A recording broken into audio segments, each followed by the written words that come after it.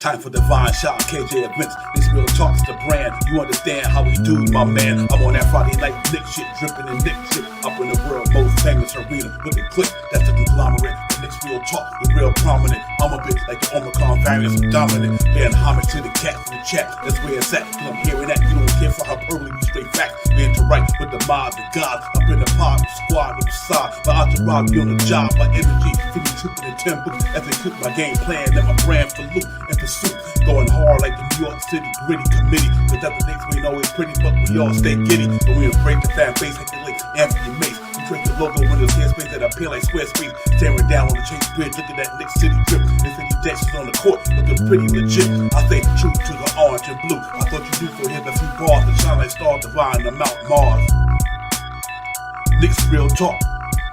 Here we go, let's go. Knicks real talk right here. I'm representing Knicks real talk. right here. Let's get it. Here we go, let's go. We here in the building. Knicks real talk. Let's get it. Here we go, let's go. Yeah, for real. Yes, sir. Knicks real talk. We here. Here we go, in the let's go. building. Let's get it. Let's get it. Yeah, for real. Yes, sir. Let's get it.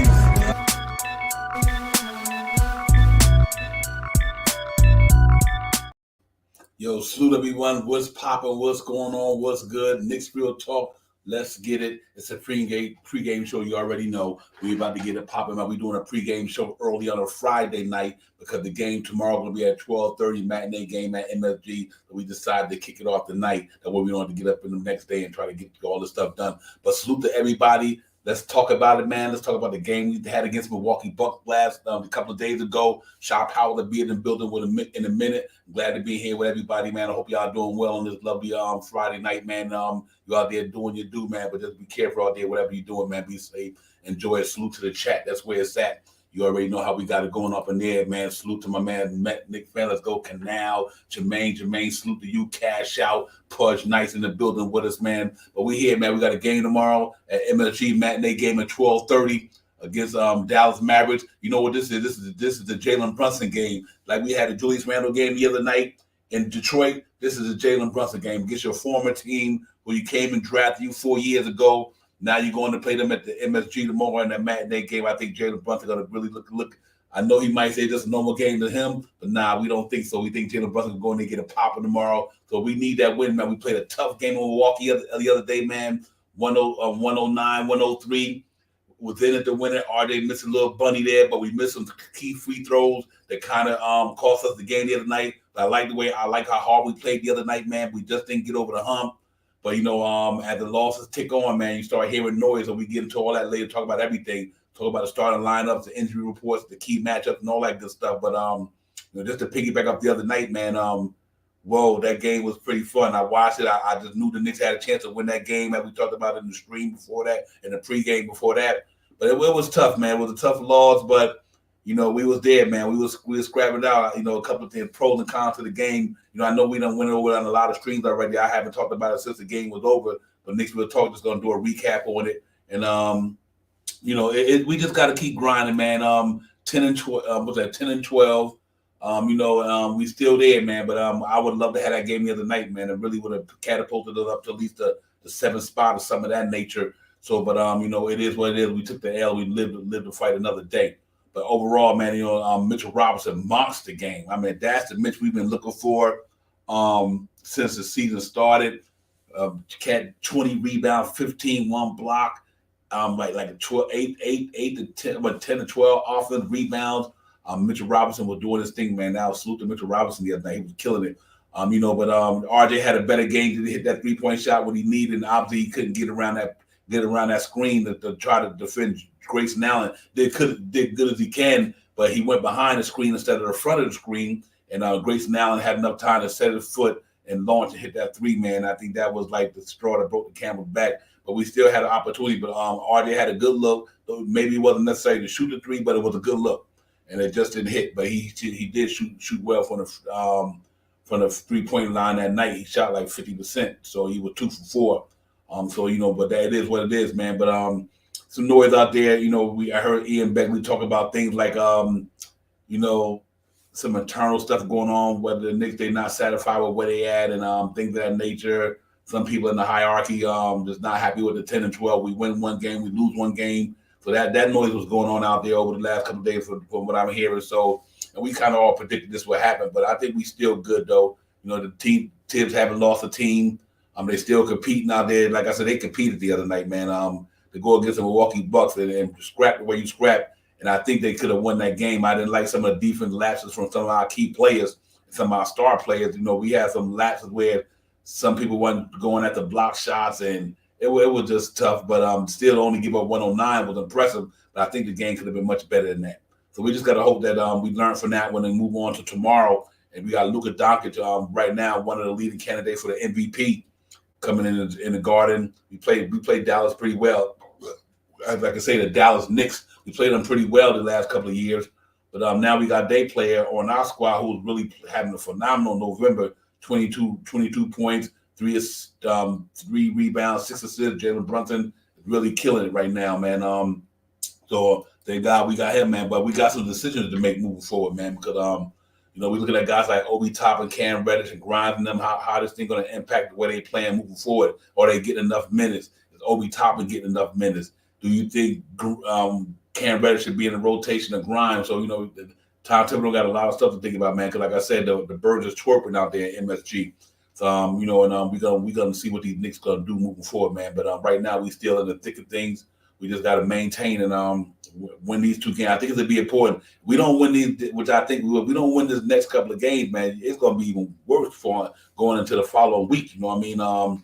If we don't wind up capitalizing off this homestand. Facts. Finesse. Kemba Walker will be at MSG tomorrow, man. Salute to my man Kemba Walker. Salute to Almighty Finesse. Nick fans, let's go Canal, everybody. So the birds is chirping in New York. But this is important 2 games, man. We can't keep losing these games at the Garden, man. It's just tough. I thought we were gonna be a way better home team than we were this year so far, but right now it's not looking that way. And I think that's what's killing us right now is that our home court, we play better on the road than we play at home, and that's kind of unacceptable when you can't be comfortable in your own house, or maybe you might be too comfortable in your own house, and you come in there and letting cats take your food and everything out the refrigerator, taking everything out your house. And I think right now, MLG, the Knicks team, is going in there and letting cats come in there and take shit out their house. I just think that it's not a good look. So we got to see if these cats can rebound and get back to the basics, man, and get a win tomorrow. And I think, like I said, Luke and them, Christian Woods, got a couple of ex-Knicks in there, coming to the Garden. The Dallas Knicks will be in the building tomorrow for sure. Reggie Bullock,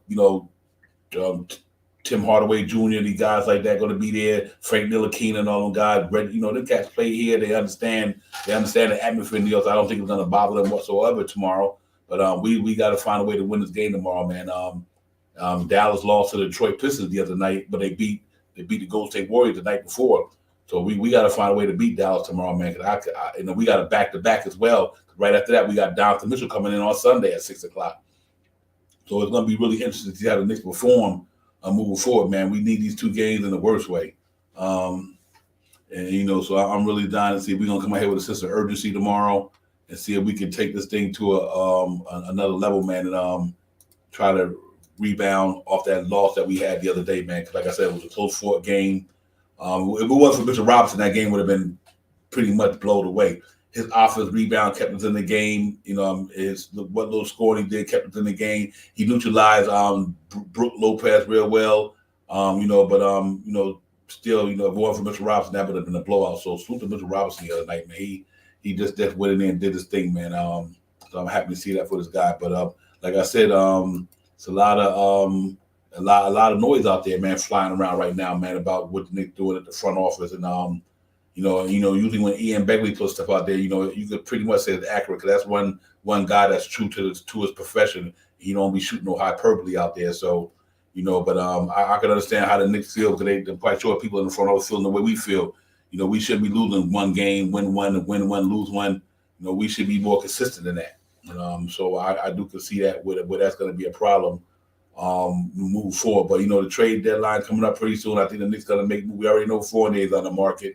But I know some fans will be upset about some of the things some of my feelings about what things are doing and what I think the Knicks should do. But it's just my thoughts and ideas, and we're gonna get into that later, man. I think it's some things I think the Knicks need to do because certain things just not clicking the way I think it need to click. I know you know what the DeRozan I can live with, but Levine, not them injuries, that max contract, I can't live with that. Almighty, but finesse. I don't have a problem with DeRozan because DeRozan is I think him and Jalen Brunson can make it happen in that backcourt. If you decide to go try to get it, I think DeRozan would be he fit well with Jalen Brunson. That cat can get buckets. We don't have a guy like that. Think about it. Other than Jalen Brunson, when he on, we don't have a guy on the Knicks who could just constantly go get it. Like on any given night, they can go get it. Yeah, they can go get it. We don't have that player, and I think that's what it is. Because Julius Randle is 250-50. We can't. RJ's still young. He just got his little bag. He's still 22 years old. Jalen Brunson, he doing what he can do, but we don't have a guy on any given night. Like that's why I like DeMar DeRozan. That's why Scott Perry wanted him a couple of years ago. This cat literally can get it on at any level in any part of the game, crunch time, whatever. So that's it's true indeed. I'm just reading the chat, man. I appreciate your comments. But I know they ain't gonna give up him. But I wish Scott Perry would have took him at the beginning when they had a chance. You know what, Cash? I'm gonna go off script now. I'm gonna deal with the chat. We're gonna talk about everything they talk about tonight. I think they're making some good points there. We're gonna call the Knicks news section. Cash Out said Randall's going to be the first person traded. Book it. You know what, man? Cash Out. I wouldn't say that won't happen. I really don't, because I think how to say without saying that we being negative to Julius Randle. That's what I'm not being. But I do think the Knicks would be better off without Julius Randle for this reason. He can help a contender. And being that he's not a consistent night in and night out guy, we can't rely on him to take it. And I think that's what the preliminary talk was about, up inside in the front office. Like, they're not blaming it on Tibbs per se. It's not only Tibbs, but they're saying that they just not winning. They win one game and lose one game. They win one game and lose one game. And that becomes because our players not consistent night in and night out. So, when you got guys like RJ, who's a young 22, he's going to struggle because he's only 22. But then when you got guys like Julius Randle, who's 28, been in the league almost these many years, I think he's 6 years older than RJ. He been in the league almost 4, 5, 6 years before RJ. So you expect Randle to kind of always be that dude on any given night. So like the night against Detroit, he popped, but the other night he didn't have it. And his defense I was disappointed in Randle not letting Connaughton and these guys just get to the hole and score at will. I'm like, Julius Randle, you got to block these guys. I'm just saying these are things that I've seen. He wasn't the reason why we lost, but some of the things I think Julius Randle did that night had me kind of like, dude, why you not going after that block shot? These cats walking in the hole, and when Mitchell Robinson's not there, you're not doing something. And then sometime I think one thing the other thing got me disappointed the other night was Grimes is decent. We know Doc Grimes, but when my man was Drew Holiday was giving them the business, they should have put Cam Reddish in. I was disappointed with that because I thought Cam Reddish is a taller, 6'8", he's more stronger body-wise than Quentin Grimes. I think he would have made it harder on Drew Holiday because of that wingspan, and Drew Holiday would have to shoot over him, as opposed to just Drew Holiday knowing that Quentin Grimes is 6'3", 6'4" at best, whatever. He didn't have no problem with that. I thought that was a pivotal moment to me because they was pretty much cooking for a while when Cam Reddish and Obi was in there. But I noticed when they took Cam Reddish out and they put Grimes back in, Drew Holiday started eating them. I'm like, okay, maybe you need to put Cam Reddish back in because he got the size. He got the length. He's a great defender, man. And, he would have made hard on Drew Holiday. So that was interesting to me the other night. And so I just to piggyback off that, that's why I said between that, Randle, we know Giannis is Giannis. I wasn't even worried about what Giannis was doing to Randle. I was worried about what Randle was doing on the help side of the ball. I seen like 5 or 6 plays where he didn't really go for the pick up defense, the cover up defense. So we'll get into that. Let me just bring my partner in crime in the building, Shaw Powers. What's popping, brother? Salute to you, Divine. Salute to the chat. Let's get it. My man Shaw Rizzi in the building, got the nice black Nick drip in the background, looking all nice. So we in the building, man. Shaw Powers. I know I was kind of went off script a little bit tonight. because I was like, I just want to talk about some of the things that I seen in the game and moving forward. Because, like I said, we heard the noise about Ian Begley talking about there's a little bit of dissatisfaction in the front office because we win one game, we lose one game, this and that. So I thought it was interesting to hear Ian Begley put that out there. And he normally don't put stuff out there unless it's kind of 100. You know what I mean? So I thought it was interesting to hear him from that perspective. But let me shout out the chat once more that you can get in here. Core Mega, what's popping? Man Child, what's good, fam? Salute to you as well. Thanks for coming in, my brother. Man Child, Core Mega, Almighty Finesse, Cash out in the building. Everybody, man, on Friday night, Divine, Shaw Powers, Knicks Real Talk, let's get it, man. But yeah, man, so Shaw Powers, I just was kind of piggybacking off that stuff. We had a great game the other night, but man, some of them defense laps bothered me. And then, like I said earlier, when I thought that Grimes was on Drew Holiday, I thought they should have put Cam Reddish back in the game on him because he's taller, he's stronger, more wingspan. I think Quentin Grimes tried his best, but Drew Holiday was giving him the business, though. And I thought that was one of the key things that could have made a little difference in that game. But we competed in the fourth, man. We missed some free throws. Obviously, RJ missed a 3, but that wasn't the reason why we lost the game. RJ had a pretty good game that night. He was pretty consistent all the way around. So, we just got to live the fight another day and get ready for tomorrow. Yeah, that's all it is, Divine, man. On to the next one, man. And we played a good game, man, and we had a real good chance of capturing the game, man. Came down to some small things, some nicks and knacks that we've been trying to fix. And like you said, we should have probably changed the defense on their point guard.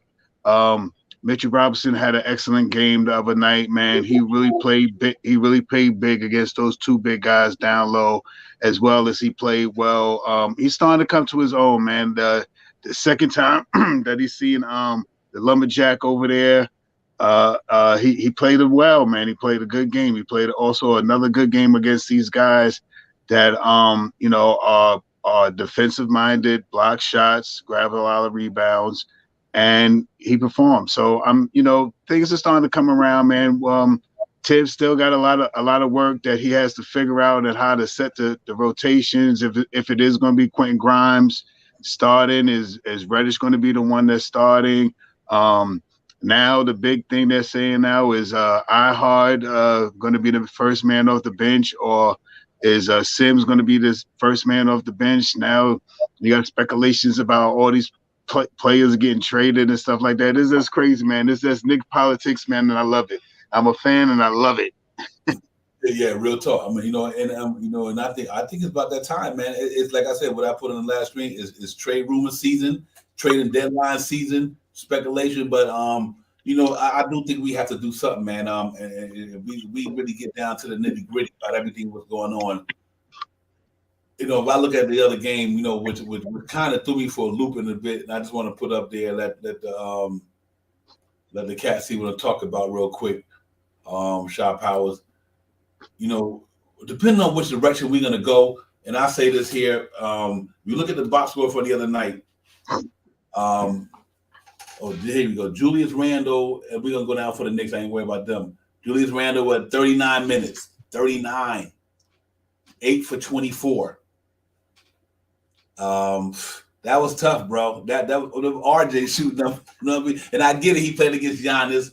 It's tough, but he only went to the charity stripe one time. One time he went to the charity stripe. He had 8 rebounds, 5 defensive, 5 assists. But the 18 points. I just think that was tough on Julius Randle with Giannis playing him and with Brook Lopez down in the middle. And that's why I was saying, like, Julius Randle 6'8", 6'9", and when he go against some bigger dudes in that different competition, he got to overexert himself. He just plays. He had to play so hard, man. I was like, let's hope that this don't affect the game. But like I said, it was pretty tough the other night, man. My concern was for that night was Shaw Powers. I seen him on 5 or 6 positions where the cat got down the hole. He didn't even make an attempt to block their shot. I'm talking about 5 or 6 possessions. Connaughton went down there with a couple of guys, and he just stood there. I'm like, yo, Juicy, you got to strip that ball up to go for the block shots. And them could have been, to me, I think that's what made his plus minus -7, that I really think that his defense. I think the Knicks needed him to be that guy from a defense standpoint the other night to help Mitchell Robinson and guys that he didn't have it and the effort wasn't there. So I was a little concerned with that, man. I really was, man. I was like, damn, Julius, we need you to the content. You can even tell me you can't jump over content and take his shot away from him. Then and I thought that was pretty interesting to me, man. I was like, he I guess maybe the other night he burnt himself out. I don't know, dropping 36 and playing hard against Detroit. But like I said, it's not about that. This one thing I just thought that could have been a difference making the game. The defense, his defense effort was there a little bit more. And the reason why I say that, Shot Power, because with this, let me ask you a question. Because Julius Randle and RJ and them, let's RJ 22 years old, he pretty much not there yet. You know what I mean? He's still, maybe hopefully he start growing into what he is. But the Knicks don't got somebody on any given night other than Jalen Brunson on every night who can get you the points you need. I wonder is that going to be the Achilles heel for the Knicks moving forward, that we just got Jalen Brunson and that's it, who can consistently get it. And I was hoping that Randall the other night came back and had a big game and at least big enough to say, you know what, we probably could have won that a little more than we could. So I'm wondering, what's your feelings on Julius Randle moving forward? We know what he could do, but if this Knicks team gonna look to get to the playoffs and further, one, do we need somebody to go with Julius Randle, RJ Barrett, and Jalen Brunson, or do we need to say we get a guy in and let Obi Toppin can ready to start at the 4 and send Julius Randle to a contender? What's your feeling on what you feel about the situation with Julius Randle, then we'll move on from that? All right. It makes a big difference of how how our standings are in the league by the trade deadline. If we're over 500, then we're going to ride Julius Randle out to the year's over. If we're anything 7 games and under 500, we may see a chance of moving on from Julius Randle. I'm starting to. I'm listening to people. I'm starting to watch it as I hear people talk about it. And Julius Randle and RJ Barrett don't play well together. I mean, I don't want to say they don't play well together, but then they don't play off each other as well as they should. For the last couple of years, I've been in a little denial, but now that I'm listening to more people, I'm on Twitter now. I'm listening to the people talk about it. I watch it now, and it's kind of true. They don't look like they fit together. Another big thing about you was saying about block shots. Do you know Julius Randle is I think the lowest person on the team in block shots, or somewhere low. I think he's under Jalen Brunson. I think he's in block shots, 6'9" guy. He doesn't block shots. You know what I mean? He does not block shots. You know what I mean? So, and the big thing, the caveat to all that stuff that I just said, if we do make a trade with Julius Randle around the trade deadline, who do we really look to go get? Who's really out there to really bring to the team to go through a 3 to 5 game hiatus of him getting used to playing with the team again? Or are we going to relinquish Randle and bring in Obi Toppin to be the starter for the end of the year? If we're 7-8 games out of the playoff contention, so it's a lot to it's a lot of it may be time to try to see what we can do with Julius Randle. But I'm pretty sure if we could get it together, if we could try to salvage what's left of this season, which is a whole lot of games left. If we can make it to the All-Star break and the trade break at or above 500, we're gonna be okay for the rest of this year. I mean, we may make a couple of substitutions. You may see Fournier or Derrick Rose. They're gonna let IQ go at that time. Maybe the end of the year, something like that. We'll see what happens. But for right now, I'm just gonna roll with what the front office says. But do I think that we need to make a move? I think Julius Randle. I mean, it's either Julius Randle or maybe or RJ. And who do you think that you would rather take a chance on? Julius Randle right now is a veteran, 28 years old, been in the league almost 10 years. And RJ's been in the league. This is his 4th year going into the league right now, and he's 22 years old. Who's going to get a little better and who can, make the move? I mean, can elevate their game any more than each other. So, we'll see what happens.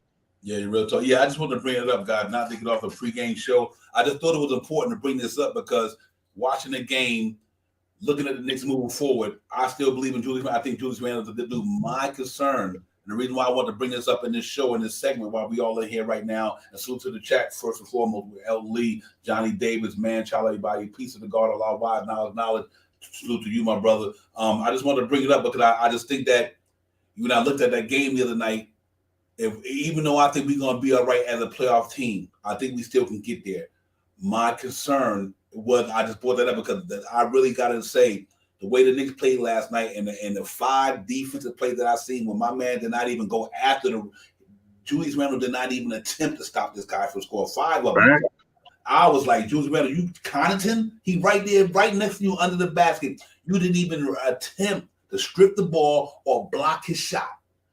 It was just easy layups. That's the only reason I brought this up, because I'm like, if he would have made some defensive efforts on them plays, the game could have been different.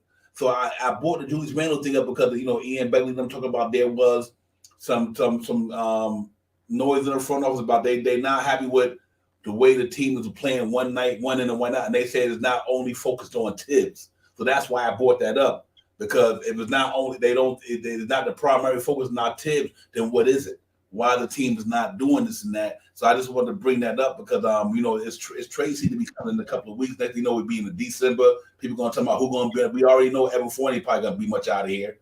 But I'm wondering, yeah, you might lose Julius Randle, but even if you don't bring in a superstar, which I think that it's going to try to do, but let's hypothetically say the team that we playing tomorrow, Julius Randle from Dallas. He got a 4-year deal right now in the book for almost $117 million, counting this year, whatever. Do you think the Knicks need somebody to go with Julius Randle and R.J. Barrett and Jalen Brunson, or do you think they need to move somebody? Let's say they don't even bring in a superstar. Let's say if you brought in Reggie Bullock and Christian Woods for Randle, whether it be Fournier, I don't know, but them two dudes, one making $13 million expiring, the other making $10 million probably expiring. But that makes the team much better defensively, right? But it also gives Brunson and RJ the 1-2 guys to control of the offense. In other words, you don't have to worry about Randle, RJ, and Randle and Brunson. Excuse me. It might be RJ and Brunson. Then you got that 2-3, whoever that's going to be. So does it make sense? Do you think that from a defensive standpoint, Christian Woods, he might not be not RJ Randle on a prolific scoring level, but the cat can play. Do you sacrifice Randle for 2 players, to me, that play defense? They're on aspiring deals, and you save almost $100 million moving forward. And then once you get Derrick Rose and Evan Fournier off the books, you literally sitting there next year with damn near $60 million in cap. Damn near $60 million in cap. You know what I mean? So that's why I just brought this up, the Randle thing up, not because Randle's not a talented player. We know what Randle can do for the Knicks, but I don't think Randle, RJ, and Brunson is going to take us to the finals. Now, and the way we're playing right now, we projected to win 37 games, which I think is going to turn around. I'm not concerned about that, Shop Howard. I think it went up. It went up. Divine is 39 now. At least the last stats. Yeah, 39 now. Right, and that's what I'm not concerned about, because I think it will get higher. I think they will win over that. But just from the way the organization feeling, somebody within that higher echelon is not happy the way the Knicks is playing basketball, because we inconsistent. And and I just think that we got to find a way. If we lose these next 2 games, Shop Howard, you know what's going to happen. If we lose them, this back to back to Dallas And Cleveland, oh my God, watch what happens Monday. Twitter gonna be on fire. Not only Twitter, but I think that you might hear the ESPNs and everybody. You know what I mean? Talking about what a disappointment this has been. The Knicks, they 4 games under. They already thinking that they should have been different. We had people talking about they were going to be playoff teams. So I'm hoping that it turns around. But it's an important game. It was important next 2 games, man. We got to beat Dallas Mavericks and Cleveland. Because then if you don't beat them teams, you lose 4 games in a row at MSG, it's not going to look good out there, man. So I'm hoping that tomorrow we can hold Luka Doncic and them and win that game, get back to 11-12, and try to go in there and revenge game against Donovan Mitchell. I think if we come out this weekend, this back-to-back with 2 wins, I think all the smoke settles, all the dust settles. But boy, if we lose these next 2 games, man, there's going to be issues. I just believe that. I think we can't go 4 down and not playing basketball and expect to win 8 in a row. I don't think the Knicks can afford to lose these next 2 games to be 10-14, and then all of a sudden we're going to turn it around when we had a great opportunity with everybody healthy and 5 home games, six home games out of 7, and you under 500 with 4 games, under 500. I don't think that's gonna fly in New York. I think it has a shot rolling. I just think it will.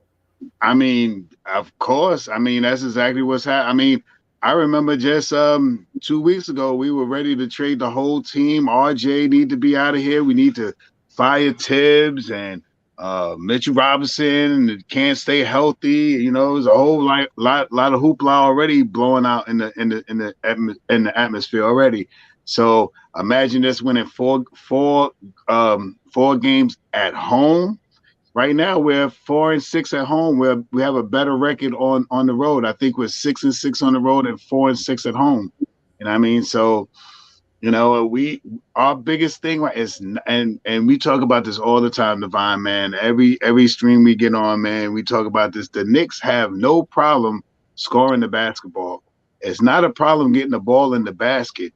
You know what I mean? You got enough guys on the court that could get hot at any given time, that could take over the game, individually. That's not the problem. The problem is the defense.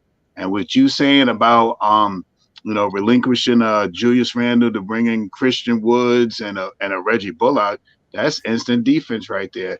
It doesn't make a difference if Christian Woods can't score 22 points a night or capture 10 rebounds a night. If he can come in and get 7 rebounds a night and score 16, 18 points a night, with a better percentage, and have Reggie Bullock out there hammering on the most prolific player on the opposing team, like he did before, like he's doing with the Mavericks, to shore up our defense.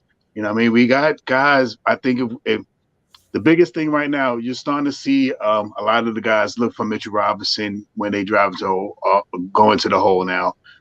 Brunson is doing it. RJ is doing it. Cam is doing it. Grimes is doing it. So a lot of players are paying attention to what Mitchell Robinson is doing right now.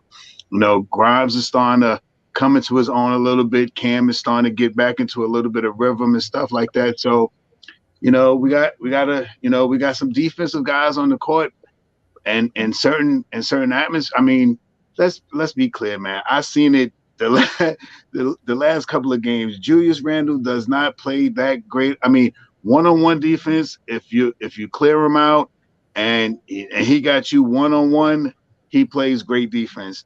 But if he's rotating on off of a screen and the screen player rolls out to the 3-point line, you'll find Julius Randle camped down at the foul line. I mean, at the baseline, waiting to try to capture a rebound. So, and that's just another nuts and bolts of it, man.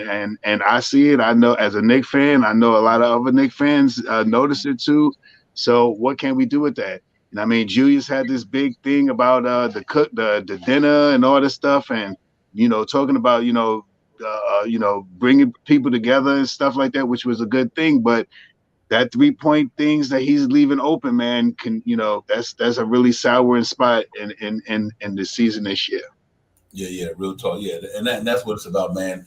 It ain't about his game. His game is good. It's just that them parts of the game I was concerned Yep. with. Like, I just was concerned with that. I was like, my man Pat Connaughton beat somebody.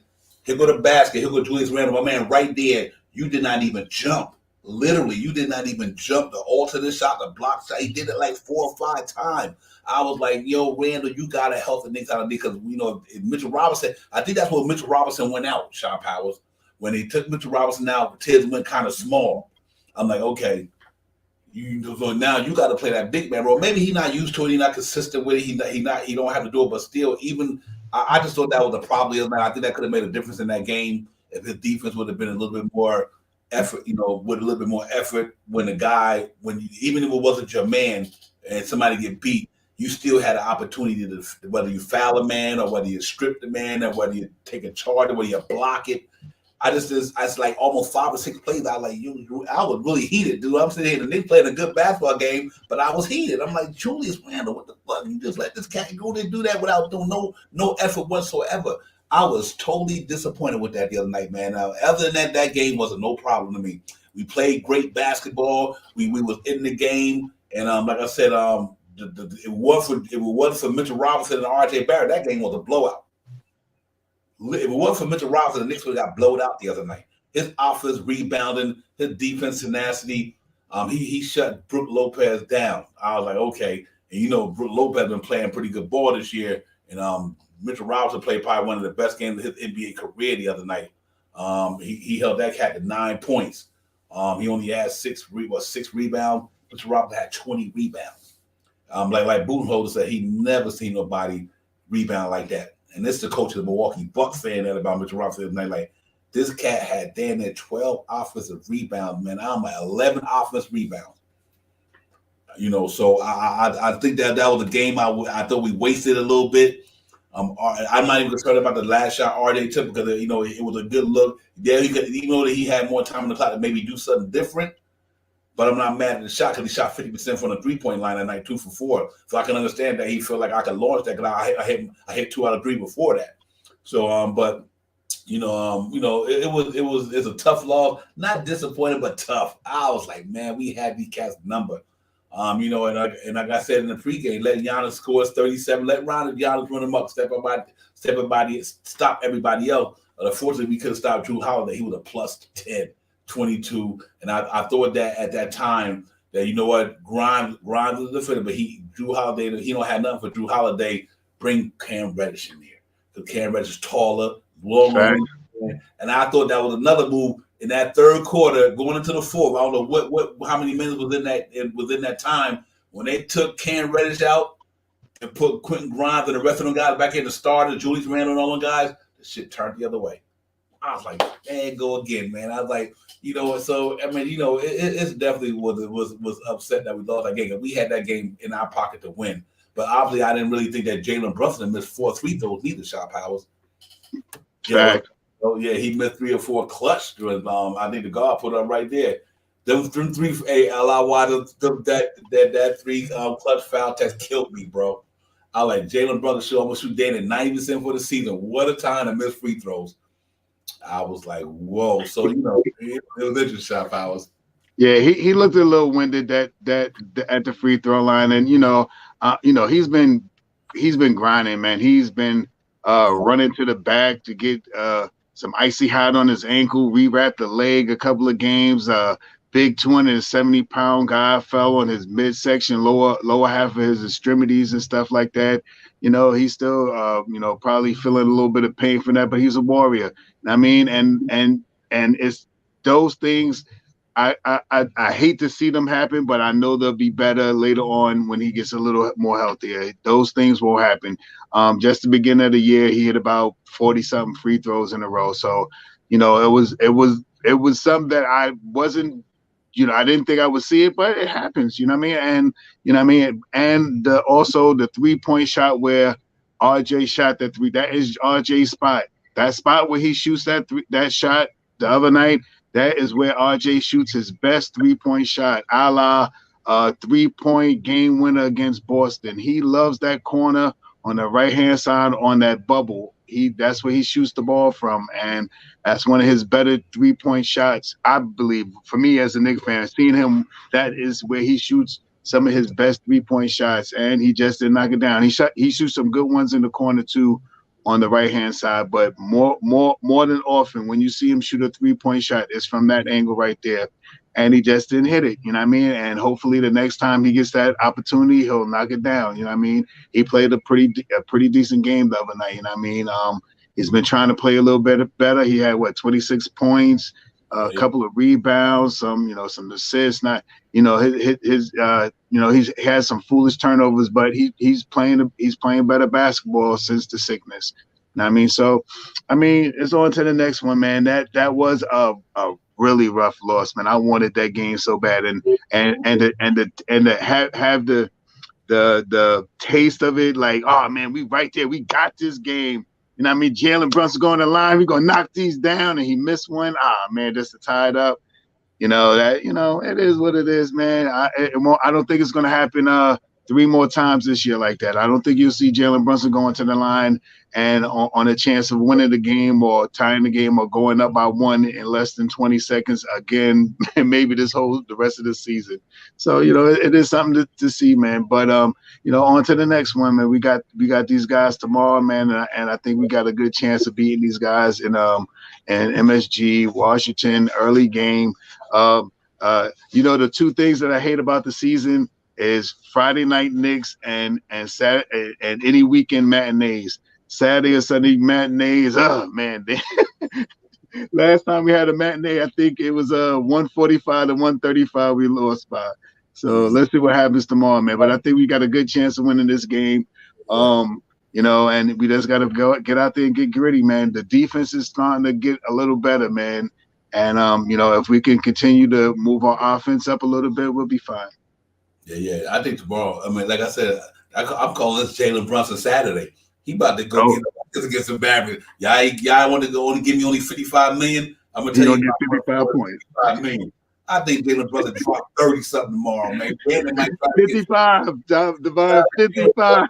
Jalen Brunson gonna run a buck in the Garden tomorrow, and I just think that, you know what, and the top all the tampering, all this nonsense, they haven't even proved that yet.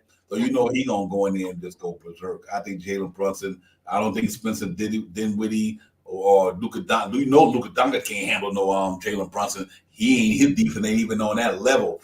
I mean, so I think he gonna go get it tomorrow, bro.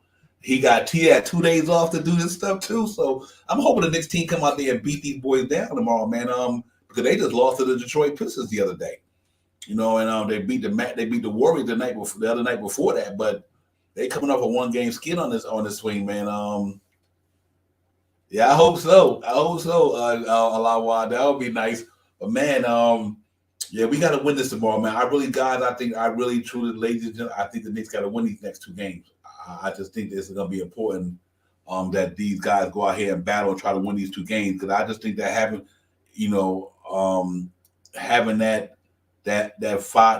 under 500 homestand record, you losing in the Garden. Out of all places you beat, you losing at home, and then that usually be flip flop. You know what I mean? So I'm hoping that we go out there tomorrow. Because you got Donovan Mitchell and all them boys Sunday, 6 o'clock. It's gonna be a 6 o'clock game Sunday, ladies and gentlemen. So make sure that y'all be aware that the next game will be 6 o'clock on Sunday. That's good though. So my Giants play at 1 o'clock, and I can chill for a minute after that. Then get ready to watch the Knicks. So it's gonna be a really nice, hopefully a nice, good Sunday. But it'd be nice if we could start tomorrow with this matinee with a win. Because it's good that it's a matinee. We get to finish about 3 o'clock, and the guys can rest up for the next day. Because Donovan Mitchell gonna come in and try to show his butt. You know how that gonna go. He's gonna try to go in there and try to show his butt Sunday. So we gotta be ready for these dudes, Shop Howard, man. But this is important. This homestand hasn't went the way I wanted so far. Hopefully we can salvage this thing with a couple of W's these next couple of games. Yeah, Devon. I'm here. My bad. I was trying to. Only time I could change the picture is when I'm online. Anyway, yeah, man. I mean, it's one of those games. I mean, it's an early game. And this is a team we need to beat. I think Jalen's, like you said, Jalen's gonna come out there and try to, shoot 17 3-pointers and do up and under moves, pass the ball. He's probably gonna have a double-double.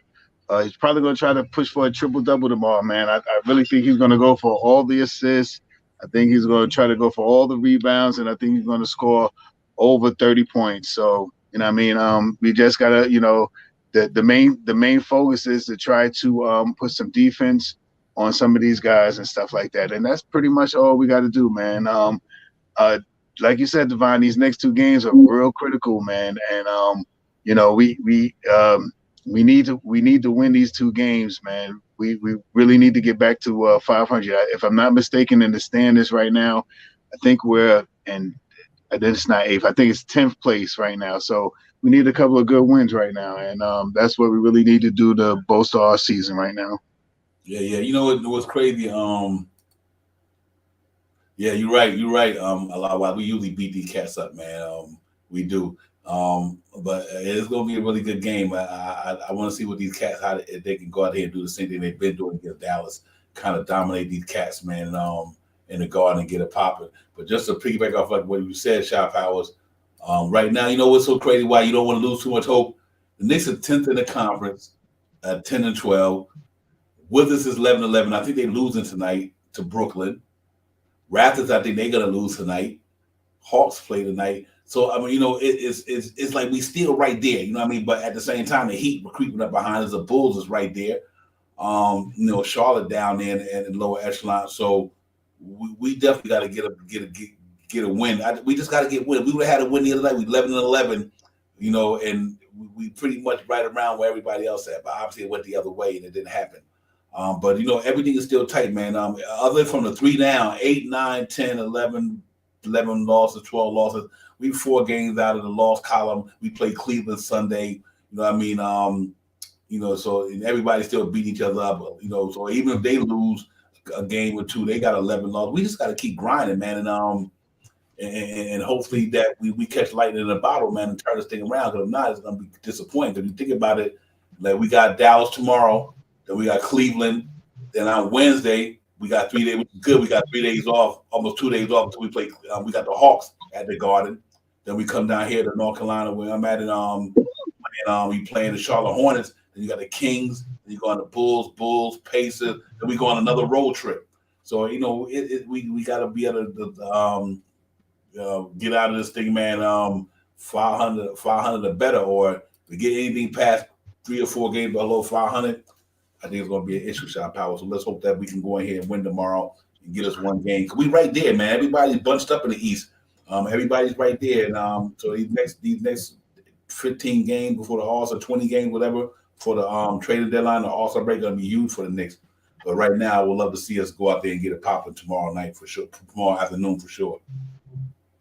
Oh yeah, there's no question about that, man. Every if you ask me, every time you see the Knicks out on the court, I want them to win. But this is definitely a game that we need to win, man. The next, actually, we was talking about 2 games because they're back to back, but the next 3 games, the two of these games that we already played the team. We played Cleveland already, and we play Atlanta. And I think out of these next 3 games, we have to somehow, some way, we have to win at least 2 of these games, if not all 3 of these games. So with that being said, man, this all these games mean something for standings right now. You know what I mean? We need to stay in the standings with three wins right now. We jumped from the 8th place almost to 5th place. three wins and 3 losses from 2 or 3 losses from the teams ahead of us, and we jumped from 8th place all the way to 5th, 6th place. You know what I mean? So it's a real quick turn of events. You know what I mean? So that's why we need to start winning a couple of games, and we definitely have to start playing better at home, man. Like I said earlier, if I'm not mistaken, I think we're 4-6 at home and 6-6 on the road. I mean, we have to shore up home, man. We can't get. If you look at teams, the winning teams in the top echelons of the East this year, majority of teams are dominating home courts. You know what I mean? I think Boston, I think they're 15 wins at home or something like that. They have a big number of wins, man. They got so many wins at home. So they got a big number of wins, man. So with that being said, man, we got to start taking care of home, man. If we go 50-50 the rest of the year with away games and win 30, like we said earlier, we win 30 games at home. We easily around where you want to be, Devon, around 45 wins for the season. Easily. So we just gotta, I hope they can, turn it around a little bit tomorrow. Have two good quick wins, man. Two quick wins and rest a little bit for Atlanta because I want that win bad too. That's another one of the games that I got circled, quote unquote. I ain't really got a circle, but got a circle for us to see because if I'm not mistaken, the last time we played the Hawks, Mitchell Robinson didn't play. You know what I mean? And I think we need to see what Mitchell Robinson can do, with the Hawks and stuff. Mitchell Robinson looks like he's going to start, knock on wood. Knock on wood. I just hope he keeps staying consistent like this. I'm not looking for him to score, grab 20 rebounds every night, but if he can score 15, get 15 rebounds, 7 and 7 every night, I'm happy with that. And stay with around 12 to 13 points a night. That's what that'd be nice. And the other thing that we talked about the last chat is we need some of these guys to be in the teens, these 13s and 15s and 17s. 19s, we need these OBs, these IQs, the Cam Reddishes, the Quentin Grimes, with those four guys, with two of those four guys can pop off every night and everybody else can, push their score up, they average 2 points over what they're averaging this year. We can, win a lot of games. We are, I think, since last year when we tried to make the move for, to be a more offensive-minded team when we picked up Kemba and Evan Fournier last year. I think the team is still on a offensive-minded team right now. The defense is really lacking, and it's got better over the last 2 games or so. We played some good, gritty defense, couldn't get the wins, but I think in time, 1 or 2 extra plays in that fourth quarter. If we can matriculate that, 1 or 2 good plays or 2 good stops or something like that, we'll be able to get over the hump. Yeah, real talk. I want to put something up. I want the chat to check this out, and everybody, it's important that you see. We just was talking about this. Check this out right here. Look at everybody in the Eastern Conference home record. Win over 500, over 500, over 500, over 500, over 500, man. Over 500, over 500, over 500, over 500. And the Heat over 500. The 3 teams in the bottom of the East is under 500. And if you put the Knicks with their road record, they'd be in the bottom of the East. That's why it was so concerning to me about the way we playing at home. To be a good team, everybody who's winning, they all got a home record of 500. All of them. Look down the chat. All of them got to win a record of 500. And the Knicks, we 4-6, and the only people got under 500 records at home is the bottom 3 teams in the Eastern Conference. The only 3. Everybody else is over 500. Obviously Miami. Let me get it right. I want to make sure it's the Knicks. Yeah, it's the Knicks. The Knicks, the 13th, the 14th, and the 15th seed teams all under 500 at home. And we always said protect the garden at all costs. And I think that's what the problem is right now, that we not playing good at home. So for us to be a playoff contender, or be in that playoff race, if we don't win in Madison Square Garden, the Knicks is not going nowhere. And there's only 4 teams in the Eastern Conference that's under 500 at home. It's us and the bottom 3 teams in the East. The bottom 3 teams in the East.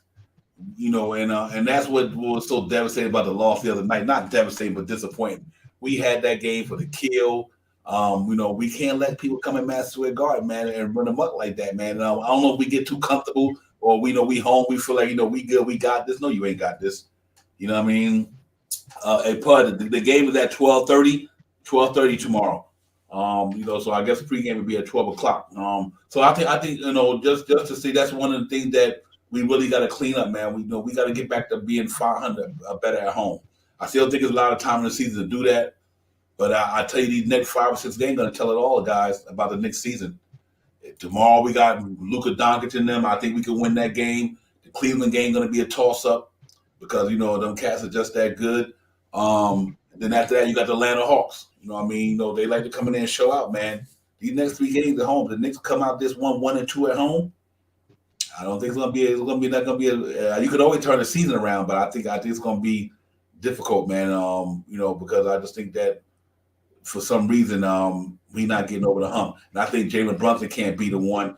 You know, if you rely on Jalen Brunson only to close game for the Knicks, we're gonna have a problem because he puts so much energy day in day out trying to be a point guard and got all that running around. At the end of the game, he probably tired anyway. So his shots probably fall a little short because he's been running around all day, facilitating for 48 minutes, wasting all that energy. You know how he play. He hit the floor, he bang, hit the floor. So that's the reason why I said if RJ and Randall, somebody got to step up in that closing role. Because if Jalen Brunson having one of them games where he got a good defender on him or he just pretty much worn out because he done played 30-something minutes, if we down 3 points or whatever the case may be, if Randall can't close and RJ can't close and Jalen Brunson might be kind of worn down, the Knicks is going to have a problem. They're going to have a problem. And I think that we got to get that together, man, because we seem like we always in game. We always right there. We're not getting blowed out again. I mean that we competing. But when we get to that crunch time, that's where the superstar players come in at. That's where players like that come in at. Because you know what? Give me the ball. Don't worry about it. I got this. We don't have players like that in New York right now. We don't have a players like, you know what, get out the way, give me the ball. A la Michael Jordan, a la Kobe Bryant, a la whoever, Kevin Durant, Jason Tatum right now. We don't have a guy that say, don't worry about it. I'm going to take us home. You won't lose on my back. I'm going to put you on my back. I'm closing this game out. Until we get a player like that, it's going to be tough, man, if to win a lot of close games like that. Because, let's say if that was Kevin Durant shot the ball, RJ shot the other night, or that was LeBron James or whoever, the confidence power to put that ball in the hole because they superstars. You know what I mean? And I think we don't have that. So that's the reason why I brought up that topic earlier. Is like we got to get a cat. If we ain't gonna get a cat in here who could do that, but you better bring some cats in here who could play defense at least. You know what I mean? So we kind of caught the quagmire, and that's why I can understand all that. But let's just hope tomorrow Luka don't run him up. And Christian Woods don't run him up. Tim Hardaway don't come to the guard. Remember that he was here 2 times and hit 6 threes on us tomorrow. We don't need that tomorrow. We need the Knicks to come out there and play hard tomorrow, man. And I think that is. Yeah. Yeah, bro. I know. I see the one with Eli Wise. You're right. He is, and I think soon. I think very soon. With the way he's playing right now, and the way they're getting more position in the spots, and Jalen Brunson is starting to see people a little bit more. So I think with him driving to the hole with a kick out will start happening. You know what I mean? But the big caveat to him kicking it out, who is he going to kick it out to? You know what I mean? Will we rather rely on Jalen Brunson shooting a pure 50% chance shot that he probably can hit at the 2-point range, or kicking it out to a Julius Randle, or kicking it out to a RJ Barrett right now? Even though RJ, I think he's did 2. He's trying to shoot a little better from the 3-point line. He's not shooting as many, but he's trying to shoot a little bit straighter from the 3-point line. Maybe when either Grimes or Cam Reddish gets back out there, they're starting to get their rhythm back a little bit. Maybe he'll have a different option to drop the ball off, because he does drive to the hole and kick the ball out. He does that, you know what I mean? But right now we don't have no shooters to kick it out to.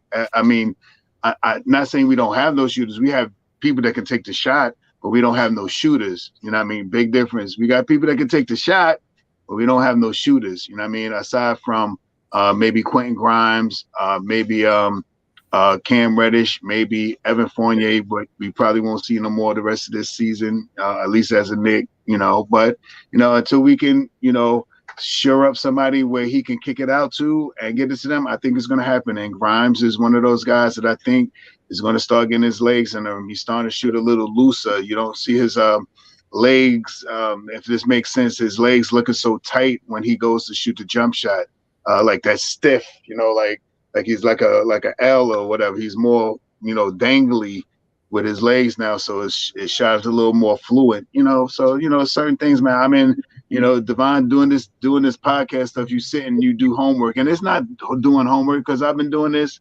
watching the Knicks all my life. You know what I mean? It's not homework. It's this just sitting there watching the game, and then you watch it again and you see all the stuff that you missed the first game. You know what I mean? The inconsistent play sometimes, certain players not doing certain things, certain players not rotating where they should go on defense, and the same thing on offense. This guy's driving on they don't do as many pick and rolls. You know, only pick and roll you really see is Mitchell Robinson sending the high pick and roll at the top of the key. And aside from that, you don't see too many picks where they roll to the basket and then they throw the pass to him unless it's Mitchell Robinson. So we got to work a little bit more with that too. But that's all offensively.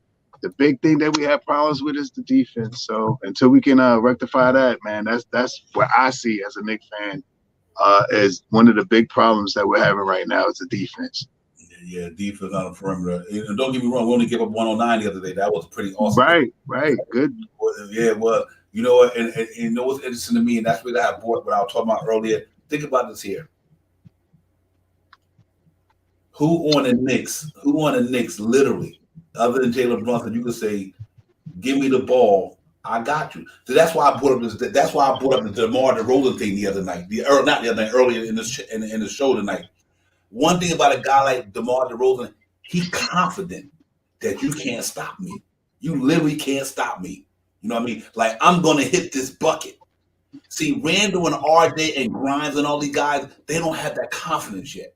That I'm going to knock this shot down. You can't mess with me. I'm going to knock it down. I don't care what you say. Coach, give me the ball. I'm going to knock this shot down. We don't have nobody on that team who could do that on a consistent basis. I mean, consistently, like every night I can, no matter what, I won't waver when it comes to my skills. And I think that's why I want Randall to be. You know, RJ, he's 22 years old. Let's get about it. This is just his fourth year in the league. He ain't been here 4 years yet. He's going into his fourth year. So, you know, if we're going to want to be a playoff team, look, we get to the playoffs and the pressure mounts real tight. The Grime, RJ, Randall, them, the pressure starts tightening like a pair of grip pliers. You know, can you say I ain't worried about it? I ain't gonna miss this shot. I think until we get somebody like that with Jalen Brunson, it's gonna be hard to compete against teams. Like, see, one thing about Trae Young and these guys, Luka Doncic and these guys know that no matter what, you ain't messing with me.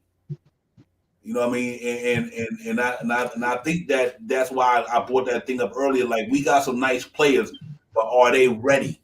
I think one night Randall could hit 38, and the other night he can go for 18. Or RJ can have a good night tonight, but the next night he might only score 12 because they're in a funk right now.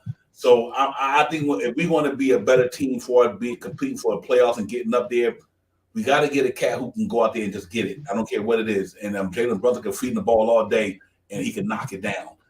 Because, our offense is scoring, but what about the nights when it ain't scoring and when we in close games? I just don't know if we got anybody who could take us home. Like the other night, like I said, no knock on RJ, but can you imagine if that was one of them other high echelon cats? They would knock that shot down and said, okay, let's kick it down court and play some defense. So we gotta play defense 100%, like you said, Shot Power, because our offense might not be in a form. Randall might not got it.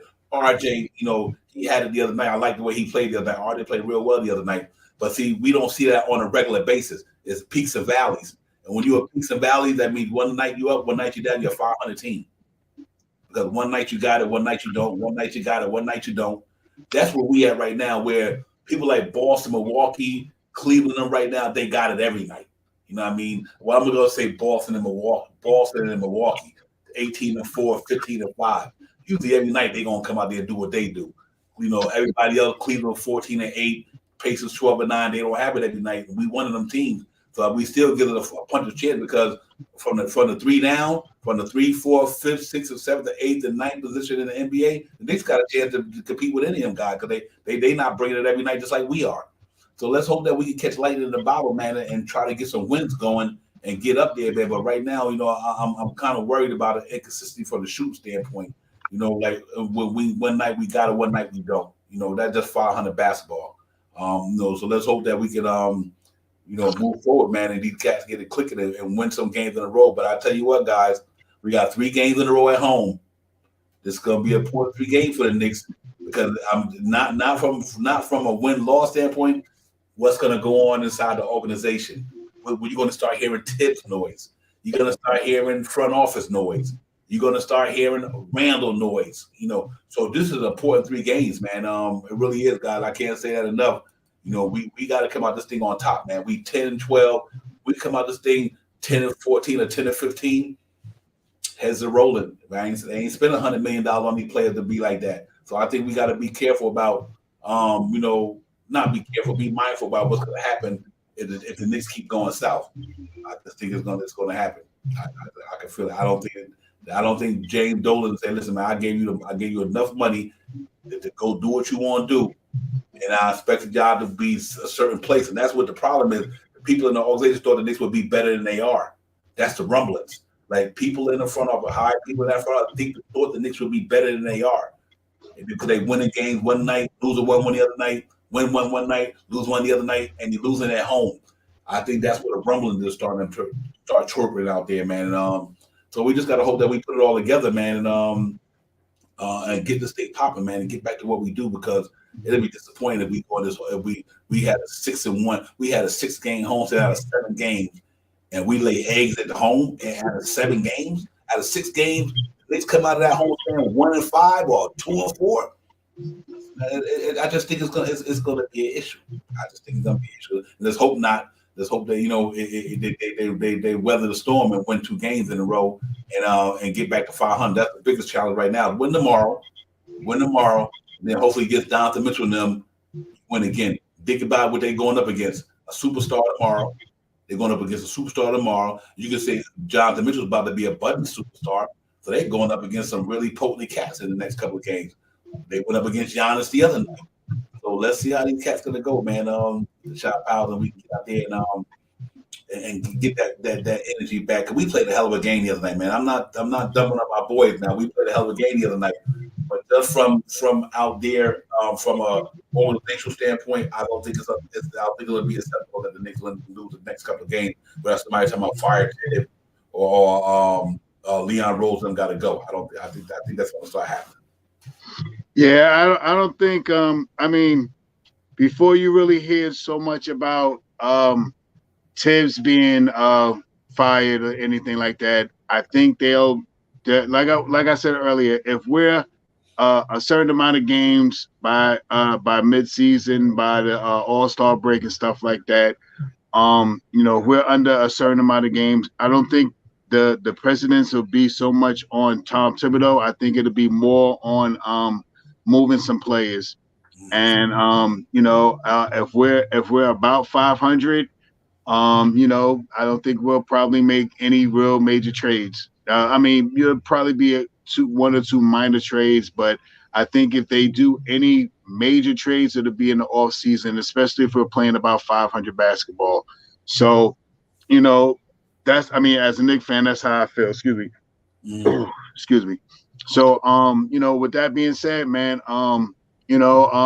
we either going to have to do 1 or 2 things. We're either going to have to learn how to win at home with better defense, or just plain and simple play more up-tempo offense. You know what I mean? We're going to play high energy offense. Our 3-point shots has to start clicking, and we have to start beating people out of the gate. And then fourth quarter, try to shut teams down and either keep the lead or keep close to the lead and try to take it away at the end. So, with that being said, if we stay around 500, I think we'll run the whole season with the team that we have. Probably less.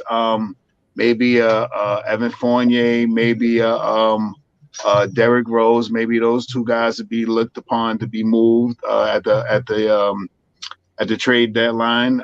But aside from that, I think of any major moves that's going to happen is probably going to be in the off season, and who's really going to be out there to be picked at or try to swindle out of getting them out of their team to come over to the Knicks. A lot of the guys that that we talk about, their contracts are about $200 million. You know what I mean? So, well, who are we really going to try to get and put on this team and try to fit that $200 million onto already almost a half $1 billion in what was it, hundred and some. It's almost a half $1 billion, and we're gonna add another $200 million into that. So see what happens. Yeah. I think they'd be fine. I mean, like I said, you always got to put all the variables out there because, like I said, right now, I think the Knicks will be fine. I just hope that we can really get it because it's one thing to say we gotta show up certain things.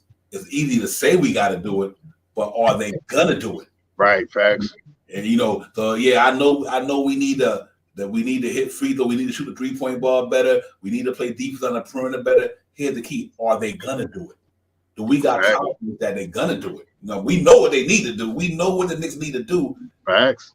But so that's where it comes into: are they gonna do it, or are they capable of doing it? So yeah, I do think we will do it. I think they're capable of doing it. But I do also. We also got to look at what's ahead of us, man. What's ahead of us is pretty tough. But I'm confident they'll get it together. I think I'm hoping that what I'm disappointed about with Cam Reddish went from 30 minutes starting down and then to 15 minutes. I mean, I'm like, so Fournier. I mean, I love Derrick Rose. I think he'll turn it on when he can. But I just the Knicks need to do something, man. And that's why I said you watch the guy coming in tomorrow. You got Dorian Finney-Smith there, defense ball player. And I can't believe the Mavericks are that playing bad. They playing on the defense side. When you got, but Luka's not a defender. Dinwiddie's not a defender. Tim Hardaway's not a defender. So the only person you got defending is Kristen Woods and Dorian Smith. If the Knicks don't beat them boys tomorrow, and like why I say you got Kemba Walker coming in the building, Tim Hardaway in the building, Reggie Bullock in the building, Frank Ntilikina in the building. You got the Knicks up in this piece playing the Knicks tomorrow. Yeah, the Knicks versus the Knicks, West Coast style. Yeah, man. So I do think that we just gotta, we gotta beat these boys tomorrow. If the Detroit Pistons beat them last night, we beat the Detroit Pistons by 30. So I think tomorrow we get to 11 and 12. We win that game back. Because I do think we were definitely right there with the Milwaukee Buck game. That I know people don't believe in moral victories, but man, I think it's a lot of positives you could take out of that game. It wasn't too many things negative about that game the other night. But a lot of good things the Knicks did. I just think that Drew Holiday plus 22, everybody else didn't have that. Quentin Grimes pretty much couldn't do nothing with him in the second half, and they outshot it. They did it. They scored 60-something points in the second half. They only scored 40-something in the first half. So I kind of defense. Giannis had it going, and then Drew Holiday took over. But that's championship pedigree, though. Shop Howard, you know what I mean? Right. These cats are championship pedigree, so they know they're gonna do that. Yeah, we didn't have a good first half, but we're gonna turn it up in the second half, and that's what they did. But we competed though. We was right there for the taking. That's what made me feel so kind of I'm optimistic about moving forward because I think we got a good team there, and I think these cats compete. But we got to bring 148 minutes of effort. And like I said, if RJ would have hit the shot, then that's a different story. So that's why I'm not mad at the game the other night. I think RJ had a good game the other night, man. 26, efficient, everything. Let's hope we can do that. And I think tomorrow, I don't think Tim Hardaway can do anything with RJ. RJ don't drop 30 on Tim Hardaway. I'm gonna be disappointed. He should kill Tim Hardaway Jr. tomorrow. Jalen Brunson should drop 30 or 40 on Luka because he can't even run with none of them. You know what I mean? So I think R.J. Barrett and Jalen Brunson should kill it tomorrow. I mean, Finney-Smith could play, but he's not strong at the rail, but he's a good defender, though. He can really play some basketball down there. He's a good defender. But I do think our 1, 2, and 3 spot should be dominant tomorrow. Dinwiddie is not a defensive ball player. Quentin Grimes or Cam Reddish should eat that boy up tomorrow. They back three, the small forward guard and point guard, they're not defenders whatsoever. So if the Knicks do not kill these boys tomorrow down there, Jalen Brunson probably gonna have 30. Quentin Grimes better have at least 16 or 17, and the RJ better be up in the 20s against them dudes. If they don't do that tomorrow, and they had 2 days off to get their shot refined and everything, and get into a groove at practice the last couple of days, Yeah, I think the Knicks should blow them boys out tomorrow. I think they should smack them around. I really do. And then that'd be a good feeling that I say, "Oh, you know what? We 11-12. We right there. We didn't lose no ground. Knowing that we got Cleveland, Donovan Mitchell, and all them guys, and Darius Garland them the next day. So we got to win this game tomorrow, man. Do like we did at Detroit. I think Luka will be going one out of there pretty soon, though. I think he's going one out of Detroit, out of Dallas pretty soon. You're on one out of there. So, Knicks need to smack them all to give them a good feeling about it. Nice doors at MSG where you could be a star on Broadway. You could reunite with Jalen Brunson. Come on over here. But the Knicks need to smack them around tomorrow. So we'll see how it goes. But it should be a fun game tomorrow. I'm looking forward to it. Next Saturday, I done cleared the schedule with Shop Howard. Told wifey, I'm like, listen, you going to do your little running around and everything. Because you know what? I'm at 12 o'clock tomorrow. Yeah, for real. Yeah, but it should be fun, man. It should be an entertaining game.